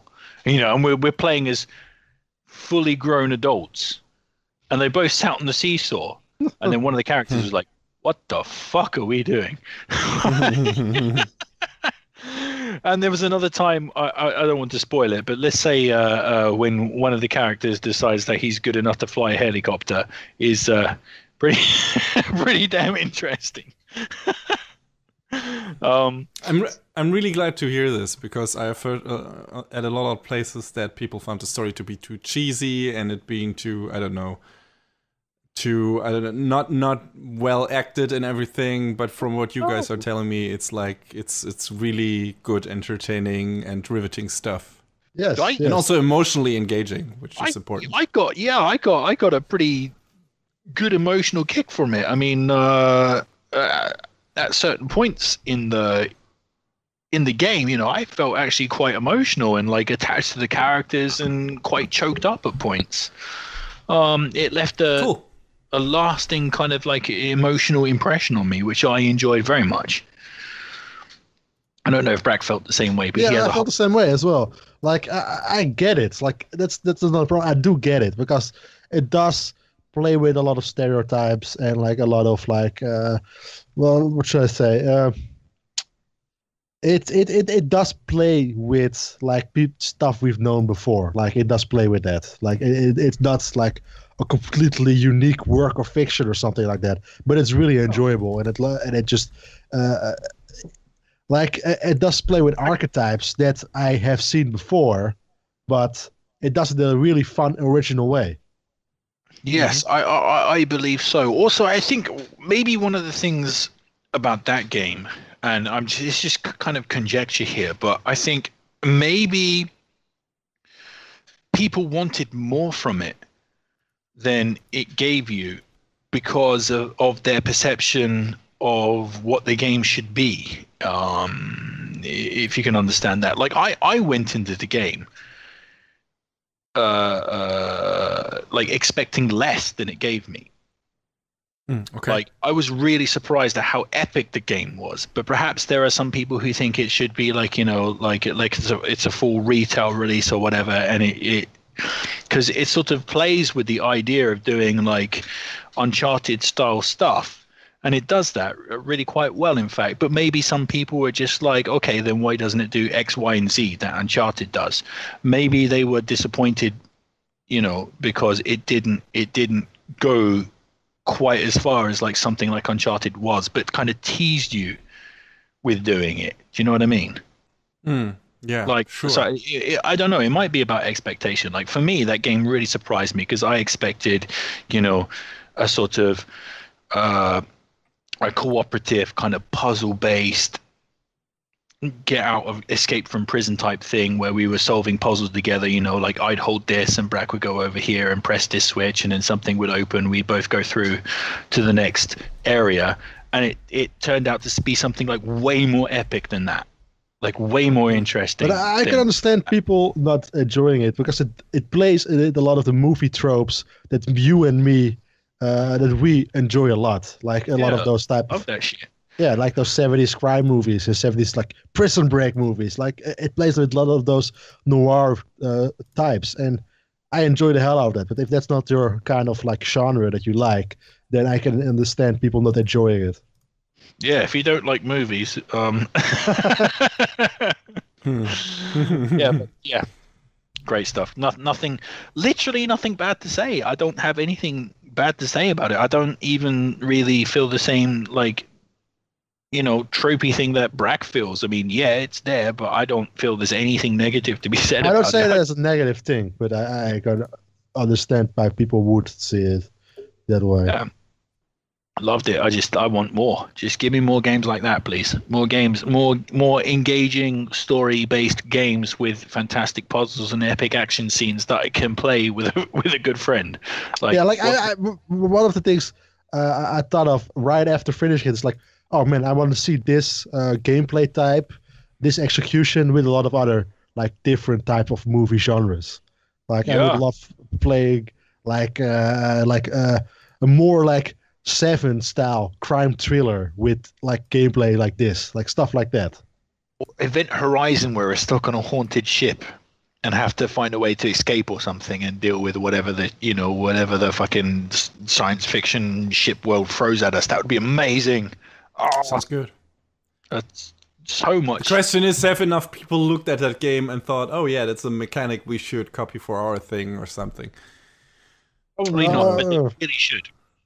They really, really should. It's fantastic. And I recommend everybody who's listening to this, all 10, 11, 12 of you, whatever, to go do that. Go play that game. It's amazing. So we're going to come next onto the third game on our list. So it's between you or Brack or Human Metal. Who wants to take lead on this one? I'll give Rack the lead. Will you give me the lead? Yes, go for it. Number 3 is gonna be the amazing, the spectacular, the incredible. I'm not sure. Like I don't know, only know that much. Sensational. Sensational, the Ultimate. menace of New York, Yes. Spider-Man, of course. Yes, and if you like Get me his Spider-Man, pictures. you're gonna love this game. Like it's just from the moment I started playing it, like it has like a small introduction, and then it gives the control to you to play like almost immediately, and then just swing through this like beautiful rendered New York, and the swinging just feels amazing, and like the story is happening while like the story catches you up with the story that's going on in the world while you're like enjoying the gameplay, and it's like, oh my god, I just love being in this place so much. It's just so much fun, and from that point on, it just keeps going and going, and it gets as better and better. And I just like loved every second of it, and I played it so much that I actually got the platinum for this game. Like Whoa, that's how much okay. I played this game. Like it became Even I didn't go that far. it became the type of game where I like, oh, I only have like a half an hour. Okay, I can play some Spider-Man. Like, and that's how I got through a lot of the side mission stuff, which I enjoyed all of it almost.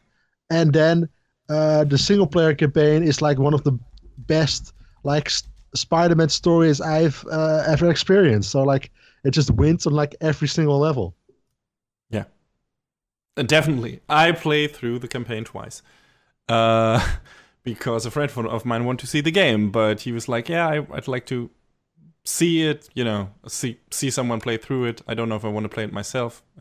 We did the same thing with the Arkham games. So it's like, oh yeah, I want to check out New Game Plus anyway, and that's going to be much faster run through the game because you got all the abilities unlocked, so I can, skip the side stuff. And yeah, even the second time through, the story is just as strong. It's just one of the best standard Spider-Man stories, or let's say a Spider-Man story you have seen in parts before, but it's probably at least one of the best ways this story has been told. And, then you add the interactive component to it, you add a great fighting system to it, or at least a very functional and, fighting system to it that is enjoyable to play. And then you add the amazing movement to it that makes such a fluid traversal through the city possible.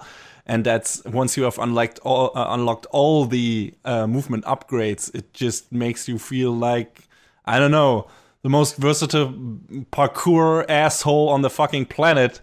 It's with a web to shoot, and it's just so much fun to like move around in the city. Like Brack already said, it's just to be there, to be in this open world and move around in it. And even if you sometimes maybe use quick travel option or something, but aside from that, it's still fun to get around and scale these buildings and then jump down from the very top and to the very bottom, and then you just shoot your web and get to your location. Catch on something on the last second, like right before you hit the ground. It's like, oh my god! And then because of that, you get like this insane like speed boost as well. Yes, because of like the momentum. And it's like, oh my god, this feels so good. Like that's the reason why I played all the side stuff, because like the combat and the swinging feels so much fun that you're like, oh yeah. I know that I'm just going to a map collecting stuff, but I'm not bothered by it because it's so much fun to just like travel through that map. Like it's insane. Exactly, and it's always fun to go back to it, and you immediately pick it up and know what you have to do and everything, and it's great. And there's so many Easter eggs in there. If you are a Marvel fan, if you are a Spider-Man fan, there's so much the backpacks you can collect with the little side stories. And if you have read some of the Spider-Man comics, you know your way. You recognize some of these things and references. And it's there was a lot of love put into this game, and it shines through at in a lot of parts. And, again, going back to the movement, the momentum thing is so well thought out. It's so simple, but it's so well thought out that, if you break your swing at a very early state, like let's say at the lowest point of the swing, you gain more speed and momentum. If you break it at the very top, you get more height. And that should be a simple and a thing that where you're like, of course, why wouldn't you put that in a game like that, and why wouldn't you structure it that way? But considering looking at previous Spider-Man games, that seems to be harder than you would imagine. Only if you pulled it off, I guess, at least Spider-Man 2, but even that one had kind of a different feel to it. People liked it a lot, but I think I like this one even more because it has such a nice, easy feeling to it. And it doesn't feel dumb. It still feels like there is kind of not necessarily a skill component, but there is a component to it that makes you feel, yes, I'm still the one executing this and doing this, and the game is not running on autoplay. So yeah, it's so enjoyable, and the story and the characters, they're all there, and they're all well executed, and even the dumb, usually dumb stealth sections are not annoying because they got very, very fair checkpoints in there that once you fuck up, okay, then it's only that encounter again, and you can restructure, and you don't have to do Dark Souls style and run like 2 hours before you get to that moment only to get killed again and then walk another 2 hours before you. Like the stealth that some people might not enjoy it, or that it's like too much of like a change from how the normal gameplay is, so they made it pretty like accessible and more like historical component than like a gameplay challenge. Yeah, exactly. It gives you something to do while you spend time and learn about the other characters in that story that are integral to the story, and that would only be in cutscenes otherwise. And like this, you actually get to learn more about these characters while you play parts with them.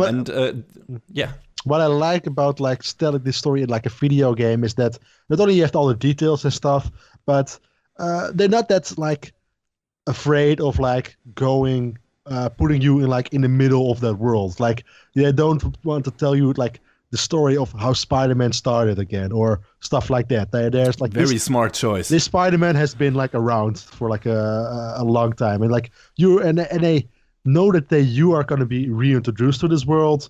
But they definitely make it feel like a world that's already lived in. Yeah. And I mean, they had to do some kind of, reintroduction because a lot of people coming into this from the movies, like who haven't read the comics, who haven't done anything with Spider-Man aside from seeing movies. And this is kind of putting some new stuff in there that hasn't been used in recent movies yet, and some of the not so iconic villains, like the main villain or one of the main villains of this, is a character that hasn't appeared in the games before, that hasn't appeared in the movies before.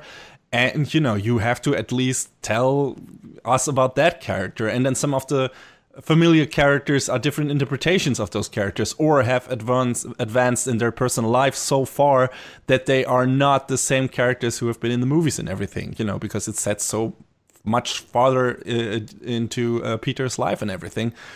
So yeah, but everything they do in here is it feels kind of fresh and new and interesting and puts a new spin on the Spider-Man stuff and shows you new things that you haven't seen before in that universe. And that's cool. And, the last, let's say the last third of this game is such a banger when it comes to just non-stop giving you so much unbelievably cool shit story-wise, throwing it your way, where it like really cranks up the action and the threat level. And the suspense, I don't know if suspense is the right word, but yeah, the drama and everything, like making everything feel really dire. And oh my god, this is there's a lot of shit happening, and there's a lot of stuff on the line. So yeah, it's just a really well put together, well structured, well written, well directed game. And I cannot wait. I really hope, I'm pretty sure that was a super successful game. So we're at least getting at least one other one, but I'm pretty sure they're, to make this a trilogy. Especially because they go out of the gate swinging so much, and they put like such a good like first layer there that I'm really waiting for what else they are going to be able to do with like all the stuff they created. Like they already got perfect swinging and like really good combat. So it's like, what else are they going to add to this to make it even better? Well, they can, make the city a bit bigger or make you, Yeah, but that's like I'm looking forward to what else they figure out to do with this. But that is also a very interesting part, because all the stuff that was new and fresh in here, a lot of that has to be in the next game as well, because on the virtue it being probably the same environment, or a lot of these parts being the same environment. So how are they going to make those same environments interesting again, aside from the maybe graphical upgrade, because that's probably going to come out on the PS5. But it's how are they going to upgrade that? Well, maybe they're going to surprise you. I mean, Peter Parker's an adult in this particular Spider-Man game, right? So maybe he might chase a bad guy to Los Angeles. Who knows? Or whatever true. Maybe. Yeah, we'll see. I don't know. Maybe they give us another city for some reason. We'll see. But yeah, I'm pretty sure we're going to get some different side activities, maybe a bit more variations there, probably new different skills and fighting mechanics and, different movement options and everything. That's probably a given. But, I wonder what else they're going to put in that environment that makes it different from this iteration. And so not the formula to let it get stale pretty fast. And I'm pretty sure the story will be bonkers again. And they're setting up a lot of stuff for the coming, for the next game, for the sequel. I mean, there's the DLC is not even finished yet. Like the first 2 chapters of that are out, and they're solid. They're not as good as the main game, but it's a decent little side story. With some interesting encounters and cool boss battle and everything. But yeah, I'm really interested to see, I guess, mostly where they're going with this particular open world and where the story is going in the next game. But I'm definitely in. Definitely, that's no question. At least unless they're gonna, I don't know, switch genres or something, or development teams, which I doubt at this point. I guess this was a big profile boost for Insomniac, which already had a very good reputation. So yeah, I can't wait to see the next outing of this one. I'm going to be in at some point because I actually own Spider-Man. I bought it pretty much on release because Homecoming is actually my favorite Marvel movie. And I'm more aware of the Spider-Man comic books than any other superhero because I've actually read more Spider-Man comic books because all my friends loved Spider-Man back in school. So I read them and I knew who Venom and Carnage was before the movie, like iterations and stuff. So I bought Spider-Man, but I had the problem, as I've explained on this podcast before, where it just didn't come. Like I ordered it, but it was so popular that it was just sold out everywhere, and I found it very difficult to actually get a copy. So which led me into Persona 5. Game. Yes, exactly. Yeah. Elusive game. Also so not Not the worst place to land on. No, so I decided I needed something to fill the gap. So Persona 5 was the fill-in, which I'm going to go back to. But that leaves Spider-Man in a very awkward position where, like another major game, which I'm going to talk about literally in a minute, came out, which, I decided to play because I had to play that game immediately. But that left Spider-Man in the position of just being left on the shelf, and that's where it's remained. I haven't played a single second of Spider-Man, even though I've owned it literally for months now. Time will come. Yeah, its time will come at some point, but probably somewhere during the next year. I think I'm probably going to get on that and play it. But my question to you about Spider-Man, is which is it? Is it Spider-Man or Arkham City? Ooh. Oh, very in the deep end. That's a really that's Sophie's one. Choice. I think Arkham still beats it for me. Oh God, I'd have to play Arkham City. I love that game a lot. And I think the story in that is strong, surprisingly strong as well. I don't know. Maybe I like the realization of New York more than I like the realization of, this part of Gotham City in Batman Arkham. But that combat system is also so solid. I don't know. I probably, at this point, just from memory, I would rank them kind of on the same level. But yeah, I'd have to, go back to Arkham City to be sure. Oh, there you go. So Brack goes for Arkham City and Human Metal is undecided. Oh, good stuff. So I guess I'm going to go for I'm going to bring in number 2, which is my personal game of the year, which is of course Red Dead Redemption 2. I think that pretty much sums up Brack's opinion on that. Thank you, Brack. That wasn't me. I was the one who coughed. Oh, okay. that definitely sums up Human Metal's opinion. So, yes, Red Dead Redemption 2, of course. Red Dead Redemption, the original, was one of my favorite games of all time. It really shocked and awed me at the time, and was a kind of turning point for video games for me, where video games sort of proved that they weren't just kids things. Or it was the first... that's a bit harsh, but it proved that video games could have adult narratives. I think is more probably the better simile. That's not a simile. I don't know the better explanation. I'm too drunk to. I'm sorry. I've been drinking. I've been drinking again. Yeah. So it was the first. It was the first game that proved that narrative that proper adult narratives could exist within video games, and that subtlety wasn't a dirty word in video games, because Red Dead Redemption had that in spades, especially its ending. Like, oh my God, the original Red Dead Redemption had probably still to this day the best ever ending in any video game I've ever played in my life. It was fantastic.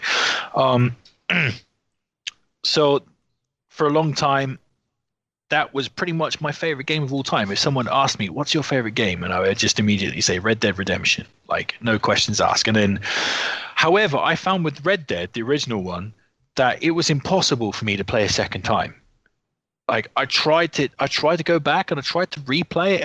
I couldn't do it. Like the first playthrough of Red Dead Redemption was so fucking powerful for me that it was something that couldn't be repeated. So, I never actually ever got through the game a second time. But anyway, so when Red Dead 2 was released, of course, it just superseded everything. I was in the middle of playing Persona 5. I made sure I finished Persona 5 or left Persona 5 in a place where I could easily come back. I did that. So I hopefully gave Persona 5 its due diligence there so I can go back to it. But yeah, Red Dead Redemption 2 was the game that interrupted it, of course. How was I not going to play Red Dead Redemption 2? Wow, what can I say about Red Dead Redemption 2? At the moment, if I was, like with the original Red Dead, if someone put a gun to my head and asked me, what is your favorite game of all time? I would answer Red Dead Redemption 2. Like, it's not just my game of the year. It's probably at the moment, I would say it's probably my favorite game that I've ever played in my life. On a previous episode of the Radiophonic Sea Creatures, Brack and I were laughing and joking, like how Red Dead Redemption 2 is like Skyrim with cowboys. We were laughing and joking about that. That's not a joke. That's accurate. I've come to realize that's literally what it is. Like that's what it is. It's not an action game anymore. They've completely changed it, which is why I think a lot of people don't like it. It's changed from an action game into an RPG. It's so in depth, so detailed. The pace is like slowed right down. Because the original Red Dead Redemption was kind of more of like an action adventure game, where it was quite fast paced and you could get where you were going quickly, and then it ended up in this giant battle where you had to kill like 100 guys or whatever, like that. That's not how this game is. This is like a proper, in-depth Skyrim style RPG where the real interesting stuff is all about what happens when you're going between A to B. And usually A to B is quite a considerable distance. So, let's get on your horse and get ready for a proper ride out where, at some point something's going to distract you. There's going to be some homestead that you're going to rob, or, there's going to be some animal that you're going to go and hunt, or you're going to decide, hey, this is a great place to go fishing. I may as well just stop here and do a bit of fishing or whatever. Or someone's got their leg caught in a fucking bear trap, or someone's been bitten by a snake and you need to get them to the local doctor or whatever. There's always going to be something that distracts you away from the main mission, a bit like Skyrim. It's the in between the mission parts that really make it like immersive. Or you get to a town and think, hey, night's falling now. Instead of just continuing on to this mission, I'm going to stop here in this city and I'm going to get something to eat and I'm going to take a bath and I'm going to get a good night's sleep and then, continue on with the mission in the daytime. It's like creates a world like Skyrim where you play it and you just sink into the world. It completely immerses you in that atmosphere. And I think many people don't like that because they want the more immediate sort of action thrills. But I love that stuff. All the kind of like survival aspects of it, of having to eat, having to hunt, having to get, to cook your food or to actually boil coffee, to brush your horse when it gets dirty, to feed your horse, to make sure you get enough sleep, so your stamina, doesn't start dropping and stuff as it would in real life, to make sure you're dressed for the right climate, which actually leads the tailors and stuff and the clothes shops to actually mean something, to actually be meaningful, and to actually, give you a reason to go to those places and buy those items. It's not just, cosmetic fluff. They actually have a reason to exist. There are many different cities, and just like in Skyrim, when you get to a new city, it's like, your jaw just drops and it's just like, oh man, this is fucking awesome. I can't wait to just like go around this city and start exploring the nooks and crannies of it. Graphically, of course, is absolutely gorgeous. It is without question the best video game I've ever laid eyes on. Graphically, it's beautiful. Crossing the plains and just seeing the draw distance, these huge, gigantic plains, and and the horizon, just these giant mountains, like erupting out of the land. It's absolutely a fantastic thing to see. The way that little things like the way you can name your horse, for example, just gives it that extra personal element, where that horse is yours. Like my horse is called Becky after Becky Lynch because it has like orange hair. So my horse Becky, is my horse. You can pull a gun on me. Anybody shoots at Becky, they're fucking dying. You know what I mean? Like, I don't care how good I'm trying to be. I'm going to kill you if you shoot at my horse. It really adds that kind of personal element, and the way you can sort of like braid your horse's hair if you want to and just like take care of it and buy the right saddle. And I did, the thing that every Red Dead Redemption player should do, which is, go and catch your own horse in the wild and make it yours, like tame it, break it.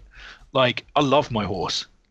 Like, you know what I mean? There's that kind of like special element. And then of course there's the connection you have with your gang members because you're part of a gang in the game. And the conversation between them, a bit like The Last of Us, is so natural. It's so natural that you just think, yeah, that's exactly how they would speak. That's exactly, if I was in this situation, if I was this character, I would interact with this character in exactly this exact way. And you can choose whether you kind of like forge good relationships with them or bad relationships. Like if a guy's being a dick to you, you can like antagonize them and be surly with them. If you like a certain character, you can be kind to them, you know? And it's sort of like all of these characters in your gang, they become real characters. Do you know what I mean? They're not just NPCs there. And they're very well defined, well written, excellently acted. It's very, the way you're telling it is very immersive. I'm feeling like I'm bored in the Old West already. Yeah. So, just wonderful stuff. So a really deep, immersive RPG. I have no complaints about it. But I think people who play that really need to understand that they're getting into a game that's like Skyrim. You really need to take it at a relatively slow pace, and you need to sink into it. You need to give it space to breathe. That's also the reason I haven't played it yet, because like I don't have that type of time, and I was kind of looking forward to more like a pulp, like Western, but I just don't feel the need to like travel for like 20 minutes and like get food and then take a bath, because otherwise you get slow down and stuff like that. Like I was hoping for like a more straightforward game, and I can understand that's understand people liking it. I also really understand people not liking that. Like it's surprising to compare this to like Spider-Man, because Spider-Man has streamlined everything around like getting you into the gameplay, into the action, into the story as quickly as possible. Like it tries to maximize your time spent in gameplay, and it feels like Red Dead does the complete opposite, which works sometimes and works for some people, but I'm not sure if it works for me right now. I can understand that, but you also have to understand, when I play Red Dead, I generally spend the maximum of 2 hours playing it. That feels like that would make it even worse, I think, for me. I think for me it would be the game that I only enjoy if I can put like 4 or 5 hours like into it. Okay, well, that's cool. You can definitely get a lot done in 4 or 5 hours, but yeah, it's what you make of it. Do you know what I mean? It's a bit like Skyrim. If you just like head mission to mission, then you're gonna have one experience. If you stop and smell the roses and get like, you know, go balls deep on that shit, you're gonna have a different experience. But yeah, I love it, and I wouldn't change it back to the kind of more arcadey, pulpy, like you say, that kind of game. I love it the way it is. I think it's absolutely fantastic. Just what, you know, if you want to live and breathe the West, this is your chance to do it. It's fantastic. But yeah, there we go. Human Metal. Oh, Jesus, I dread to ask. Any opinions on Red Dead Redemption 2? No, because I haven't played it. Great. Moving on. No, well, I haven't played the first one either, so yeah. The only thing that kind of keeps me away from, or that's the one thing that keeps me away from this, because I haven't played the first one yet, and I feel like I should before getting into this one, even though it's a prequel. But the thing I agreed on is that's probably the most, like, the best looking game I've seen this generation, or at least on par with one other game. And yeah, it's every screen I see from this is fucking stunning. Every video, piece of video I see from this is fucking stunning. Or like, Jesus Christ, Rockstar went all out. You can see that a lot of time into this. It's crazy. Like, it's such a good looking game.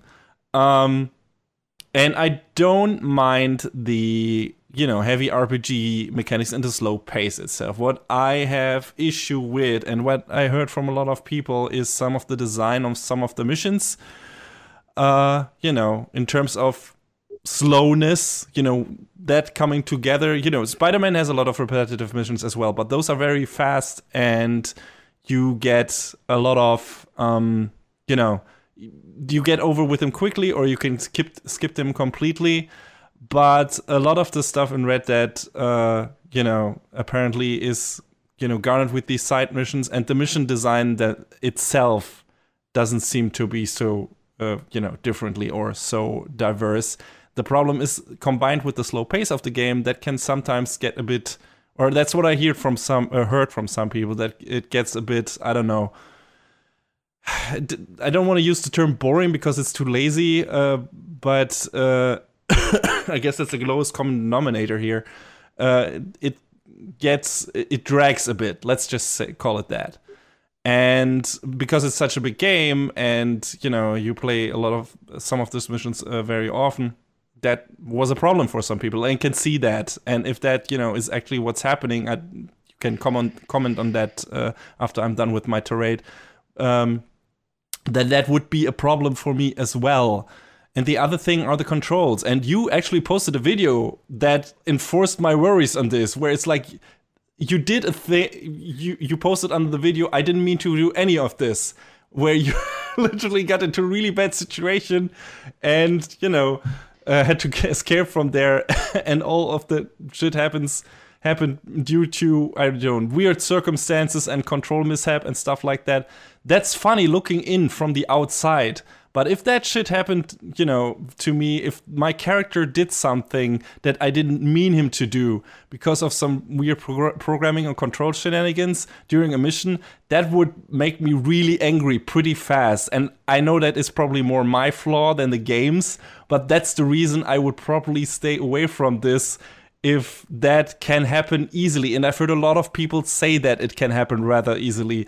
Most of them take it with, a big dose of humor and say, oh yeah, it's still, it's funny, it's weird, it's quirky. But I'm the kind of person that gets really pissed off by that pretty quickly. At least if I take the game situation seriously. It's like, I didn't mean to do that, game!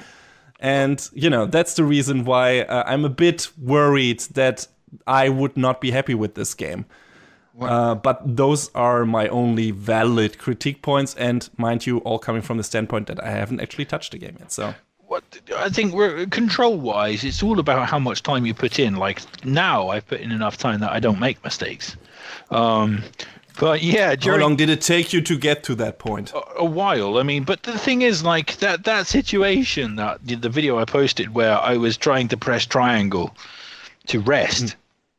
But the context of pressing triangle to rest changes when another, an NPC is nearby, and then I accidentally grabbed someone and started choking them to death, and that someone happened to be the sheriff of the town. Yeah. So yeah, that didn't shit happens, well for me. I guess. But I heard also a lot of people saying, like, pulling out the gun for no reason, which they didn't mean to do, and then shooting someone by accident, or then starting a mission where they wanted to shoot some cans, and then I don't have the right gun, going back to the horse or something, and then they're apparently leaving the mission perimeter, and the side mission is over, and they can't do it again, or have to start it all over from the beginning again. Stuff like that happen to a lot of people constantly, and that's those are the small things that are funny if they happen once, because like, oh god, what a weird bug, or what a weird design choice. But if that happens constantly, that's that would be a problem for me. I rarely run into that. So, but okay. The whole thing about the not having the right guns, like that does happen, but that's your decision as the player. I mean, when you're in a mission or whatever, and you've got X, Y, and Z as your guns, and then you realize and you're away from your horse, and you realize, oh shit, I have the wrong loadout. Then yeah, you might have to restart the mission or something, but that's how it is. You know what I mean? It's just kind of like an RPG element. You have to that's what you chose to take, So you have to sort of deal with it. Like I was in a situation where I don't want to give a spoiler, but I was fighting a rather large animal, and then I basically had my DDP shooters with me, and I was like, damn. I really have the wrong loadout for this, and I died, and I had to go back to the checkpoint. But then when I went back to the checkpoint, I was like, you know what? I need something a little bit more meat. So I went back to my horse and chose a bigger weapon. But sometimes that can't be helped in that type of game, where you go in, we can have so many weapon slots, and you go in, and then your plan for whatever is going to happen gets fucked with, because that's life. You know what I mean? Like at that point, I was fighting a massive foe, and I basically had my pistols, and that's all I had, because I hadn't had the foresight to take anything bigger with me, and I died for that mistake. And then you go back, and and then you think to yourself, well, no, yeah, that situation is going to recall for a bigger weapon, then you change your loadout accordingly. I don't think that's a big problem for me. That's just how things kind of work out. And the controls, like I rarely have situations where they bother me anymore. However, I will say, in a concession to you, Human Metal, sometimes when it's not exactly clear exactly the route you're supposed to take, and then you wander off from where they want you to go, and it's just like, mission over, you didn't follow the correct path, or you've gone too far away from your objective. And it's like, well, if I went too far from my objective, why don't you fucking tell me where to go? Why don't you tell me you can't go that way? Why don't you give me a warning instead of just desyncing me? Because I could have tracked around and gone the sort of a semi-long way round, but instead of letting me do that, you just basically desynced me and sent me back to the beginning of the mission again. So occasionally that can irk me. I've had one or two irks with that myself, where I've just that's just bad game design. I guess it all comes down to how much that bothers you on a personal note, and how often it happens to you personally in the game. You can just have bad luck, I guess. In all the amount of time I've played, it's happened to me twice. Both times it irked me, but it's only happened to me twice. I heard people talking about 40 hours of play. Yeah, okay. I don't want to say you got lucky or anything, because maybe you just got a good hang of the game and just managed to avoid some of those tricky situations by instinct or by default, just by the ways of knowing what to do and how to play the game more effectively or whatever. Well, then don't say that then, because it's conjecture, you dirty German bastard. So, so there's not much more to say about Red Dead 2, because Human Metal and Brack haven't played it, and when they do, they're going to realize it's the best game ever, and they're all fucking pricks. So let's talk about the next game on the list. So Human Metal, you've only taken lead on Mega Man, so why don't you take lead on what is, I guess, I don't want to say it. Reluctantly on your behalf. Yeah, I guess the Radiophonic Sea Creatures, I guess, official game of the year, because we all have it on our lists. So, Human Metal, when you're number 2, right? Yeah, it's my number 2. Yeah, and it's my number 1. And I have to say, despite Red Dead Redemption being number 1, it was a real tear. I had to think real hard about which of these was the game of the year. So it's not like Red Dead Redemption murdered its competition. It was a real right down to the wire. It was to quote Brack, and who was quoting a movie, but it always stuck with me. It's cunt hair close. I would like I ever say that? Yeah, you did. Somewhere in Radiophonic Sea Creatures. You say that all the time. I mean, literally every recording. That's how you open and close the conversation. I don't know. You were watching a movie and you were saying, they have ridiculous lines in it, like, it's like, it's close, it's cunt hair close. I remember thinking, No, Rick is trying to remember what movie that was. I know which movie that is, by the way. It's the Gerard Butler movie Gamer. Oh boy. Okay. There you go. That fits. That fits the bill. That's a bad film. I know it's a bad film. I hope the Sonic movie is gonna reach those depths. Oh man, if Sonic is literally saying it's cunt hair close, I mean, I'm gonna watch the movie, frankly. That race was close. I will take back my words and will hold that movie in high regard that moment onward. That race was close, Tails. It was cunt hair close. Yeah. Sign me up. Anyway, trying to get back on track. But I would like to. I would like to say that it was very close for me between Spider-Man and this one. But even though I'm one of the biggest Spider-Man fans, no, that's exaggeration. But I'm a big Spider-Man fan.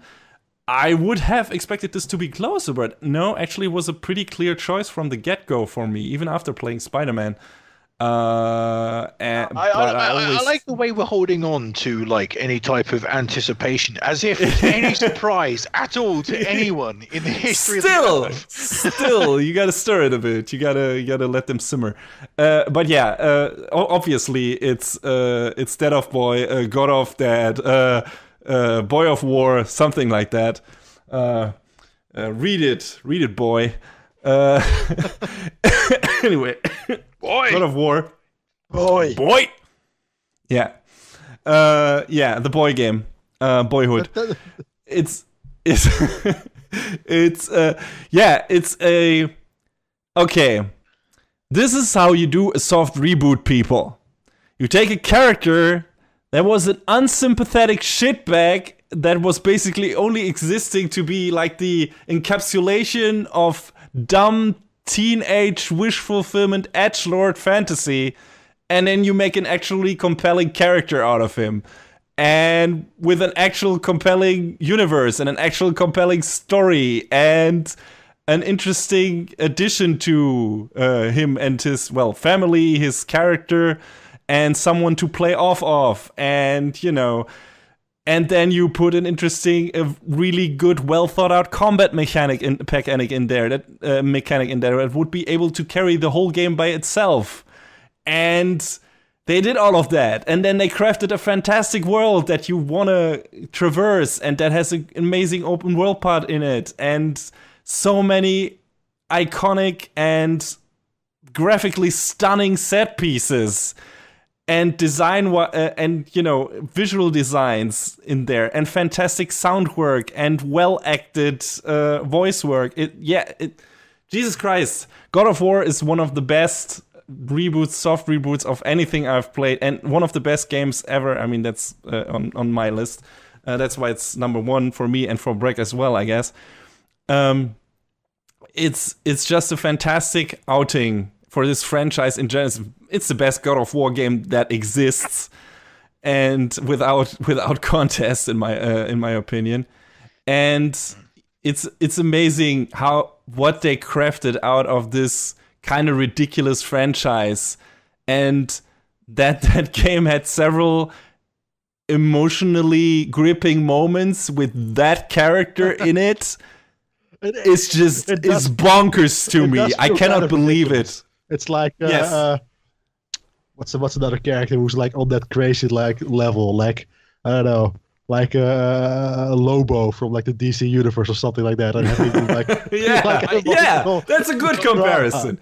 That's pretty. Yeah, that's not bad. So if they made an emotionally compelling Duke Nukem game, that would be something in that regard as well. So I think at this point we should. It seems everybody knows what the game of the year is now. I think we can throw out a spoiler warning and talk about God of War with spoilers. So if you haven't played God of War, Jesus Christ, go play it, because it's it's game of the year. Everybody says it's game of the year, but I think probably most people who listen even to the Game Awards said it's game of the year. So yeah. So we're throwing out spoiler warning. So please, don't kill us if we end up spoiling things, because we're probably going to talk about God of War in depth now. So carry on. All right. Where should we go from here? Break, you want to take over for a moment, or I just want to get something to say? Like, you were saying about this is a soft reboot, but it is in a way, but at no point does it like betray anything that comes before it. Like it does that. No, it's like the last few games are like the baggage that he carries around throughout this world. Like it's like something that actually. It doesn't feel like a soft reboot. It does actually feel like a sequel because of how much impact the last few games has had on this story. This is actually a redemption arc where we've spent with him being at his worst before going mellowing down. It's only a soft reboot in that it completely changes its mechanics, its world, and that it actually makes you feel for these characters, and it's now an actually emotional, engaging story. But it acknowledges its past. It actually makes it a plot point, a very important plot point, and one of the most like emotionally rewarding, or let's say one of the one of the high points in terms of staging in the game is part of that, of these past 3 games or past 4 games. And you can even count the PSP games, but whatever. Like the moment where Kratos goes back to get his Blades of Chaos is a great moment, and that wouldn't work if you didn't, if there wasn't still such a strong resonance from the past games in there, because that symbolizes so much, and as it's such an epically staged moment that it wouldn't work without those previous 3 games, even if those were so ridiculous. But just from, a standpoint of that being a iconic part of the character. The fact that this game works is already like, it's saying a miracle on its own. Yeah. Because it feels like a joke. Like, it's God of War. But this time, but it's serious. It's in the Norse mythology. Like, that's the kind of like where people are like talking about where God of War should go next. And they were like, they mentioned like Norse mythology, Egyptian mythology, like Jesus, stuff like that. And I mean, that could be one of the next trilogies. Who fucking knows? It feels like a joke almost, but they take it so serious. They have such respect for that, like that mythology and that world, that it feels completely believable. I'd love to see Jesus as a badass bad guy. Yeah, considering that every god in all the God of War games is an asshole, I'd like to see asshole Jesus. That would be really interesting. I'm here to like be the salvation to all of humanity, and then his ultimate solution to that is, I don't know, I suffered for you, now you suffer for me, or something. Something ridiculous like that. Something. He'd be like, I'm the only son of Judgment God. Day. Huh? I'm the only son of God. Yeah, exactly. Yeah, that's also good. Oh my god, yes, that's amazing. There's so many great, ridiculous possibilities here. But yeah, goddamn. Story-wise, even without going into too much spoilers, but there's so much here that works in regards of characters. Kratos himself, obviously, even though he's kind of the stubborn, quiet guy, so you have to read some of the stuff into his, I guess, in his mimic, in his facial gestures and great. Everything, which is testament, because there are times when he's like, you can see he wants to reach out to his son or to tell his son he's proud of him or something, and he just can't do it. No, it's because that's not him, at least not at that point in the story. That's that's why it's so interesting. That the boy joke, it's funny, but the way that the reason he calls him boy all the time works, because like he doesn't really has like the emotional reach at that point to call him son. You know what I mean? Yeah. So and I call him by his name the entire time. It doesn't work either. So boy fits because it feels like a little bit more disrespectful, a little less close, less like an emotional bond. Yeah. So he's keeping him at a distance, yes. not necessarily because he doesn't want to be close to him just from an emotional standpoint, but because he wants to keep him safe, or let's say because he thinks that he would be harmful, or that a deeper connection with Atreus would be harmful to Atreus. So yeah, well, because of his history, like being close to anybody is like almost impossible for him. Exactly. Yeah, that's a lot, like you said, a lot of baggage, but it's never so overbearing that it's like, oh my god, he's emo all the time, he's just moping or whatever. No, it's just, it makes sense, at least if you not have super asshole Kratos, that he would be this guy if he has finally come, to grips with his, I don't know, he wasn't a teenager when he was an asshole, but he acted like a teenager back then. So let's say coming to grips with his teenage self. I took that in a slightly different direction from you guys. I've not played the previous games. I mean, I played like about 10 minutes of God of War 3 and thought it was crap because of the jumping mechanics. But anyway, but like for me, it was the way I perceived Kratos and his relationship with his son is that he was also like emotionally afraid because all the stuff that's happened to him in his past and stuff, and the people that he loved and seen died. He's also like afraid to like emotionally open up to his son as well, because not just because of all the things that happened to him in the past and the people that he loved that died, but also because of his thing of being a man and being tough. And this is a man's world, and we can't take softness into our lives. Do you know what I mean? Because it's so dangerous out there. Like, that's part of it. Teach his son, the way of the man, and to be soft. To actually admit love would be like a betrayal of that. That's how I personally took his relationship. I wouldn't go that far. I don't think it's like wrong-headed machismo or something like that. His gruffness is of course part of his character, but that's kind of by nature and experience. But it's the other thing you said, that it's more to protect Atreus against the evils of this world, and that is the only thing Kratos knows how to do. That is harden himself, harden Atreus, to protect him from the dangers. It's not because he's afraid of love or anything. It's because that is the most surefire way he can think of protecting his loved ones and protecting himself. Well, I kind of do it with my own kids. Like my 12-year-old kid, has like a sports day accident, and her like shin bone comes through her skin, and she's like, "Daddy, I broke my leg," and I'm like, "Suck it up, pussy." Yeah, that fits. That seems very emotional, healthy. Yes. Yeah. You will have fun spending a lot of money on shrinks in the future of your children. Anyway, but so all of these characters are understandable. Atreus too, trying to find and form a strong bond with his father. There's nothing more that he wants, but he can't really get it in the beginning, and that also makes him kind of angry in parts. And turning around, I think a lot of people criticize that his turnaround at a certain point when he learns something about himself is kind of too quickly too extreme in the other direction than compared to what he was before, because he was questioning a lot of things his father told him in the beginning, and then after he learns a certain thing about his heritage and everything, he's like, oh, okay, well, now, okay, fuck everyone else, we can do what we want, blah blah blah blah, because that's how we do it. Before he was questioning all of that, but after that he gets like a power surge. But I don't know. That also fit for me because, he thought, oh, okay, now I get it. My father was this kind of person.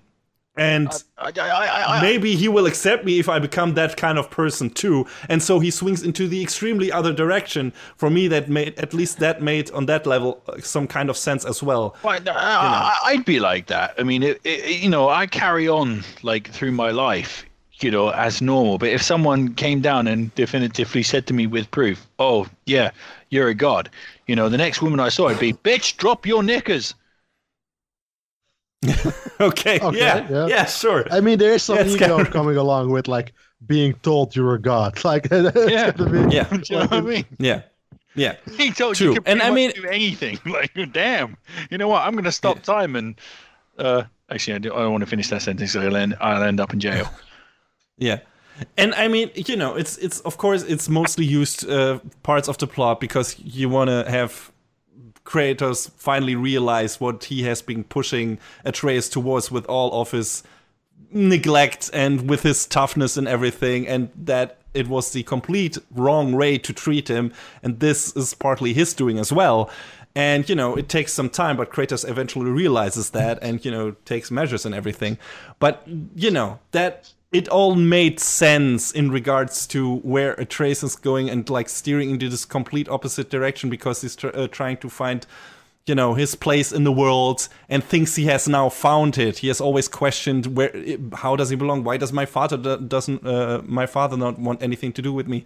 Okay, now this is the reason, and now I know who I am and I know what to do. He thinks that, but obviously that's not what he is supposed to do. He's not supposed to not supposed to become, the old version of his father or an asshole like the other gods. And yeah, that's all important parts of his and his father's journey, and it's all realized really well, in my opinion, just in terms of plotting, in terms of character writing. And I was surprised how it pulled me in and how it got me endeared to these characters, even if they behaved like stubborn assholes at times. They behave as people. And, I think one of the things that they do in this game is where they make it feel like it's actually filmed by a camera. You know what I mean? And like it's one shot. And I think it's very it's very important in a way to grounding this world. Like I said, it could be like a joke almost. If you like back concept, it could be a joke. But the way they ground this world, the way they make those big revelations not be a part of like a set piece, but most of the time like a quiet moment, like afterwards or like after some other big moment, instead of like them like Kratos revealing his son is a god, like at the moment where he's like almost being like eaten by a giant animal or some shit. Like that's a way that the story could have gone as well, but instead they do it during like really quiet, like normal, like grounded moments, and it works so much better that way. Yeah, and you still have your rewarding moments where you actually work together and taking down like the two brothers, these two enemies. I forgot the names, like the sons of Thor, I think. Yeah, it's a good boss fight. Yeah, when they finally work together and figure out how to beat them with teamwork and everything. All of, those bonding moments in the fights as well, combined with the great combat mechanics. Also, again, real good use of, this actually being a game, but also furthering the character relation and the story with those mechanics.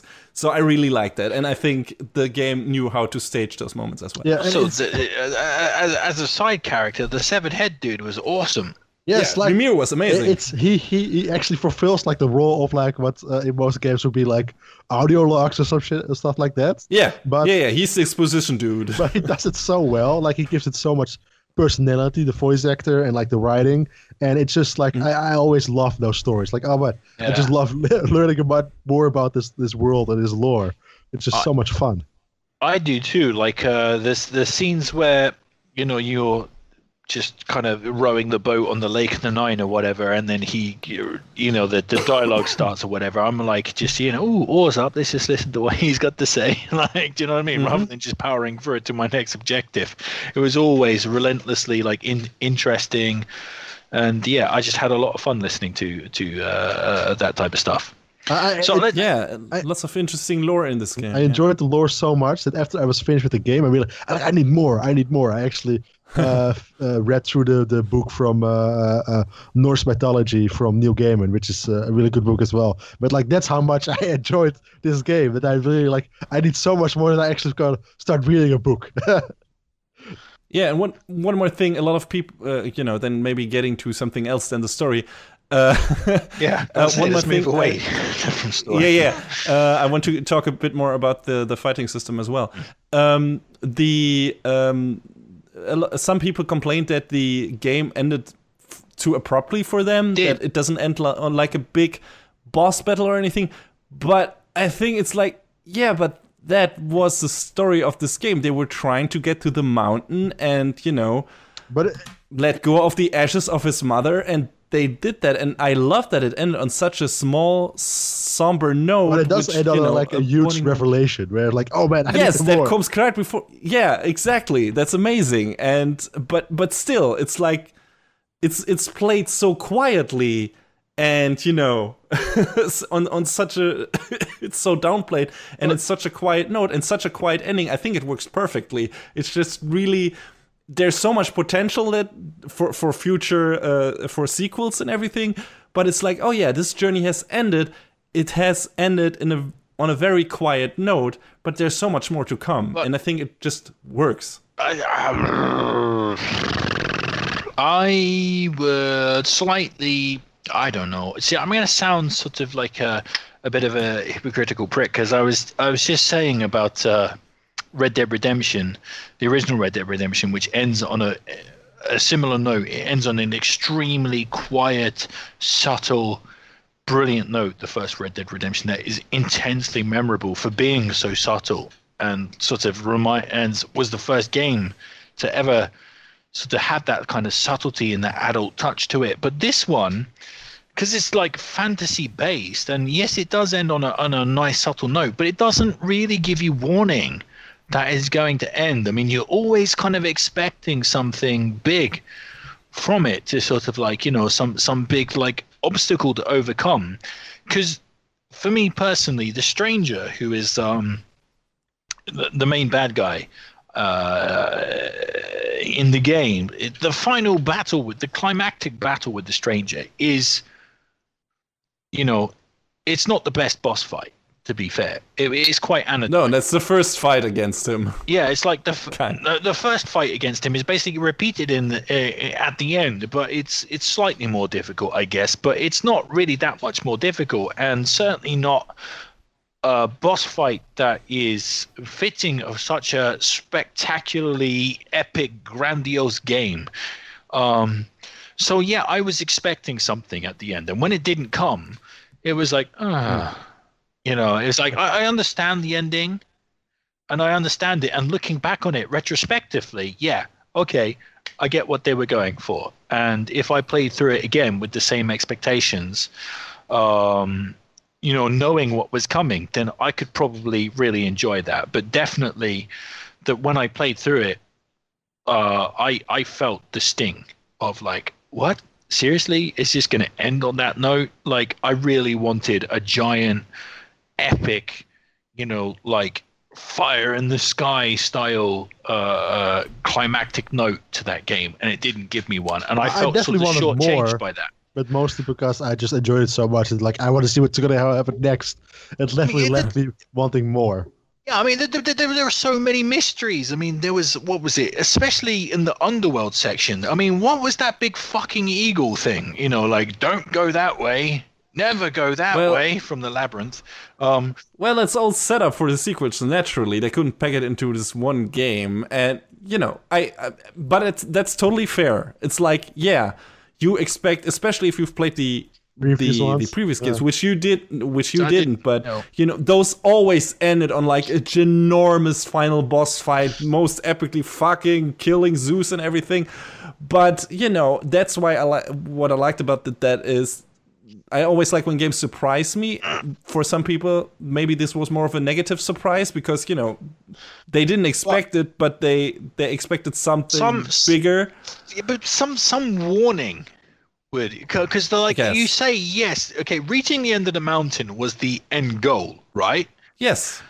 But no one ever and you told expected you that something to explode from that mountain or something. Yeah, but like no one ever told you like reaching the end of the mountain would be so lame.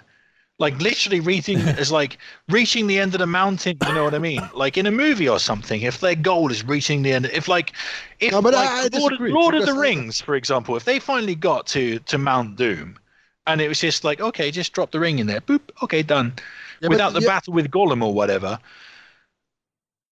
Yeah, Karen Brack. I disagree because there's definitely movies like that, but there are also movies that are the other way where like you have the big conflict.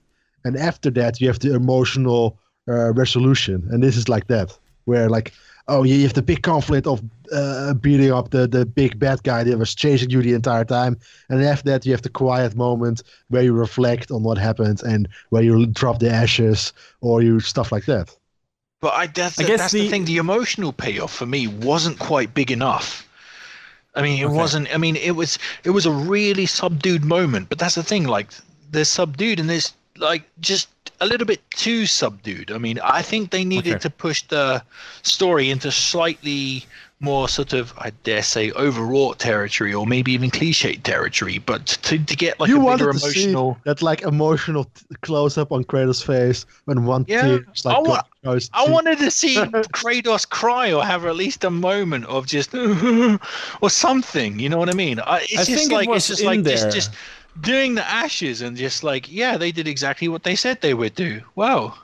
And I guess it's more in the tone and in the subtext in that regard. Can't believe I'm talking about subtext in a God of War game. Yeah. But the thing is, I understand subtext. Like I was talking about those moments with his son. I understand the subtext of things. I just think they underplayed it. Like I understand what they were going for, but for me, you need some kind of fireworks. You need some kind of like some kind of something to hang on to, like in an epic sense. Either be that a boss fight, some kind of spectacular ending, or if not that, just some kind of like emotional cathartic high to send you off on. And I don't think that game had either of them.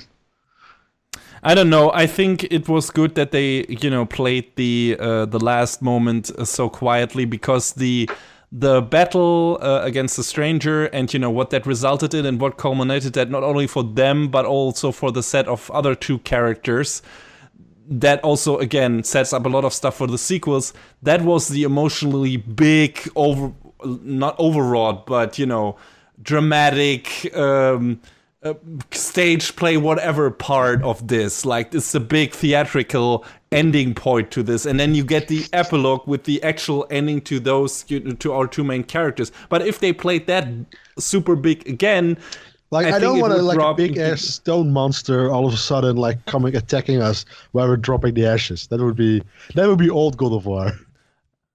Yeah, I guess. But I don't know if Chuchu is necessarily talking about a big encounter or everything, but a big emotional, gesture from either of those two main characters would have maybe enough to give the game a proper send-off. Yeah. And we did not necessarily get that. I agree with that, at least not in terms of staging and of direction.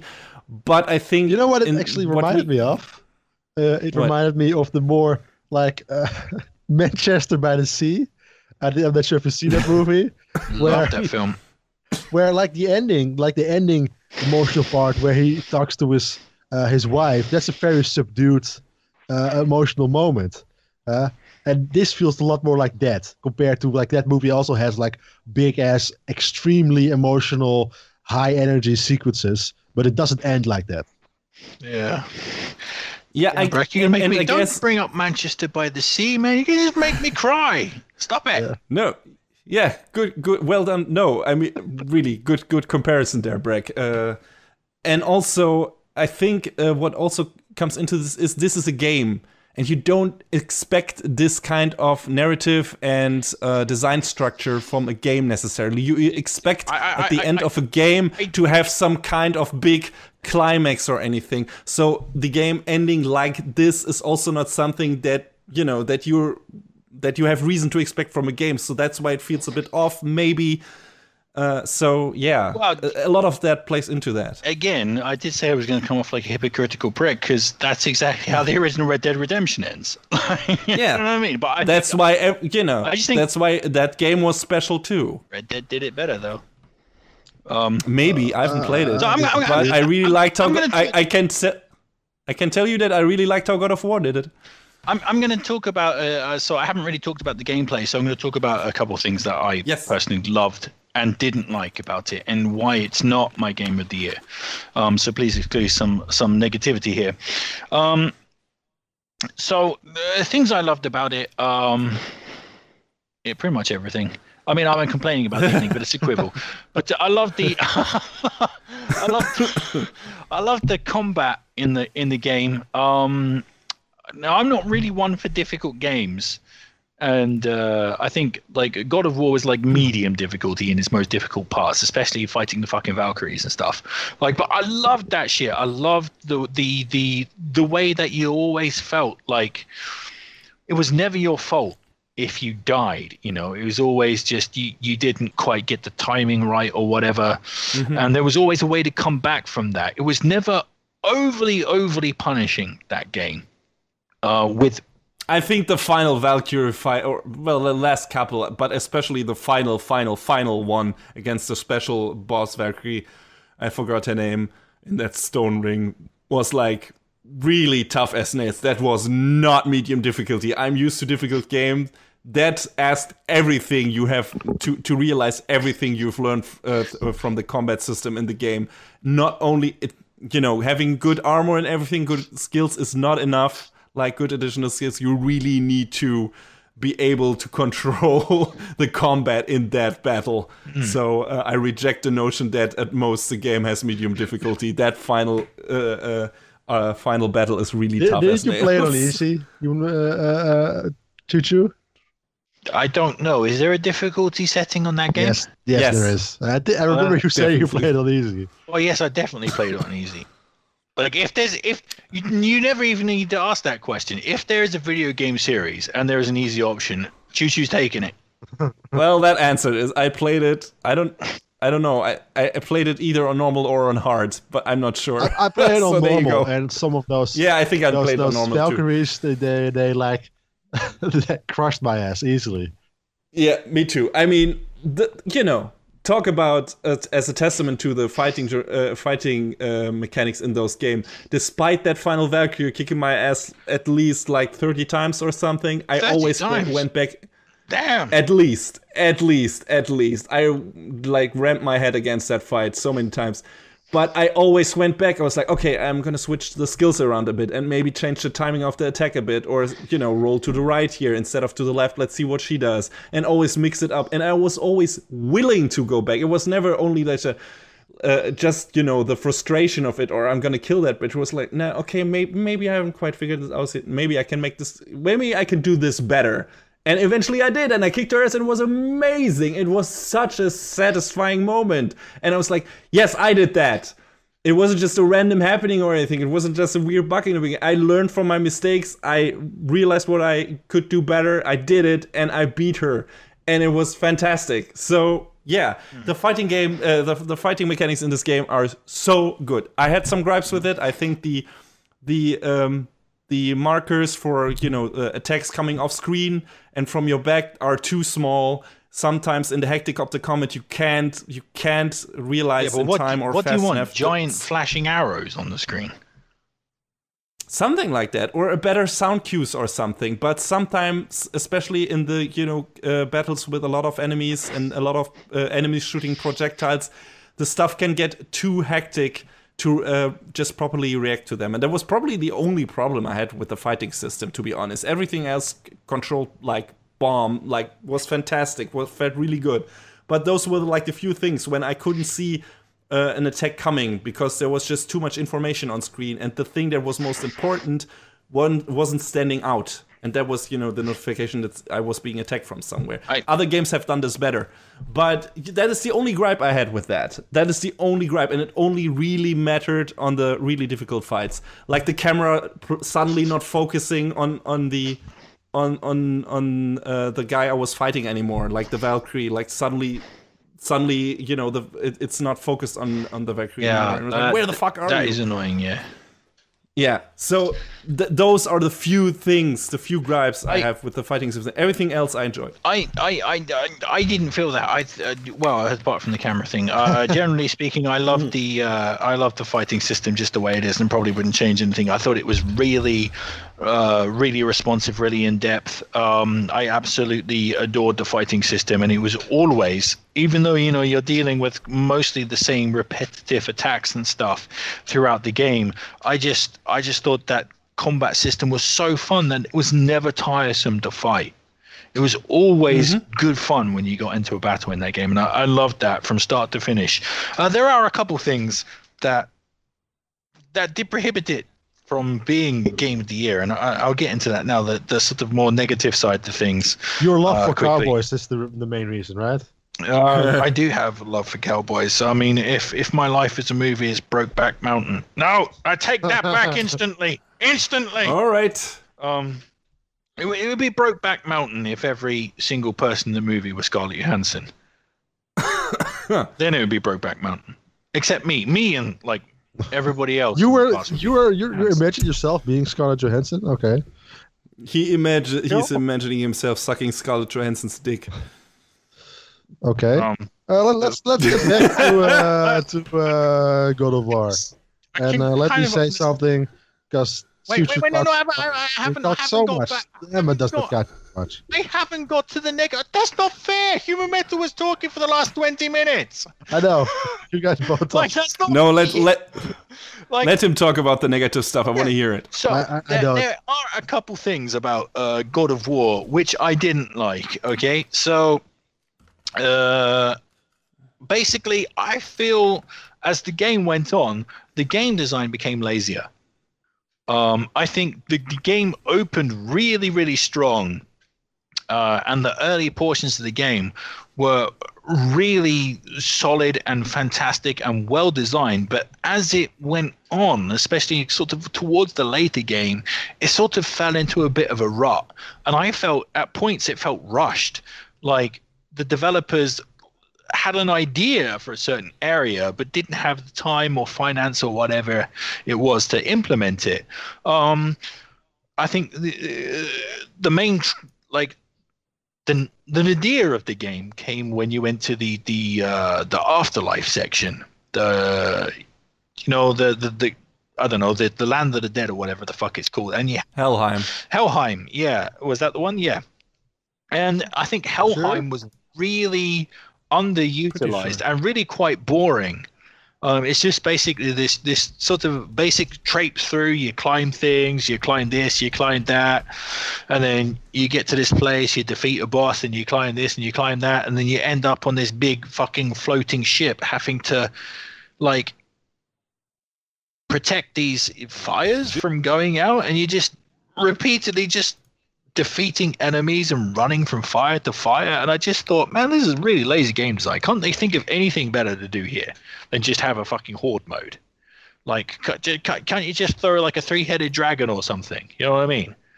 Like anything more interesting than running from fire to fire to do that. And I thought that whole area just stunk of something that is just like, what do we do here? Well, we could do this, this, and this. Yeah, we don't have time to do that. Let's just climb a bunch of things, defeat this easy ass boss at the end, and then just have a horde mode. It's like I definitely felt like a lack of ideas, originality, or passion at certain points in the late game. Like most of it I completely disagree, by the way. Let's just say.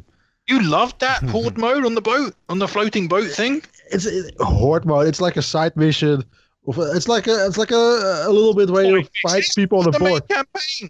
It's I misspoke, but it's like a part where you fight on the boat. It's not like you play like 5 hours walking your horse through the terrain or something. It's like a 20-minute part of the campaign where you do some puzzles.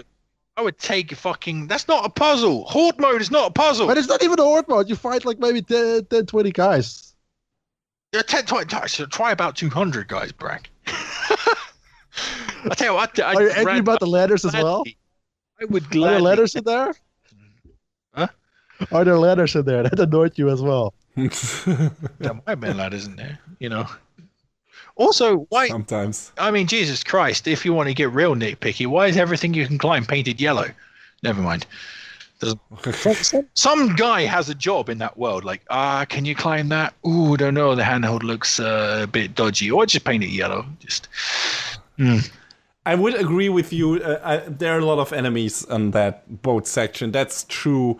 I wasn't bored or annoyed by it because the games had, kind of, I don't know, thrown that much enemy stuff at you at the same time before, I think. So at least compared to the rest of the game, it was kind of new. It wasn't, new in terms of game design itself, but for that game, it was, I guess. Well, the thing is, I think that also speaks to the quality of the game as well. Me to be disappointed with that, because the game is so high in quality that type of, de-evolution was disappointing to me because I expected more from the game at that point. But it's in another game, I wouldn't have blinked an eye at that. Like if Red Dead Redemption did it to me, I wouldn't have blinked an eye at it. So say what you want about that. But because God of War was doing such a fantastic job of being like this, obviously brilliant thing, that was genuinely disappointing for me that they had sort of elected to give you that gameplay section. But getting back onto the positive things, I love the Disneyland thing with the Lake of the Nine. I loved that. Going to the different sections. It was like being in a theme park. It just, oh, what's over here? Oh, what's over here? Oh my God, this is awesome. Like, I just loved that, the whole exploration of the Lake of the Nine. In fact, that was actually my favorite part of the game, I think. You talk about theme I park, love which that. is funny because they, the designers have spoke about when they created that open world, the open world, they looked a lot at like the way theme parks are designed, especially like the Disney theme parks, where all the stuff have to be interconnected in interesting, unique ways and stuff like that.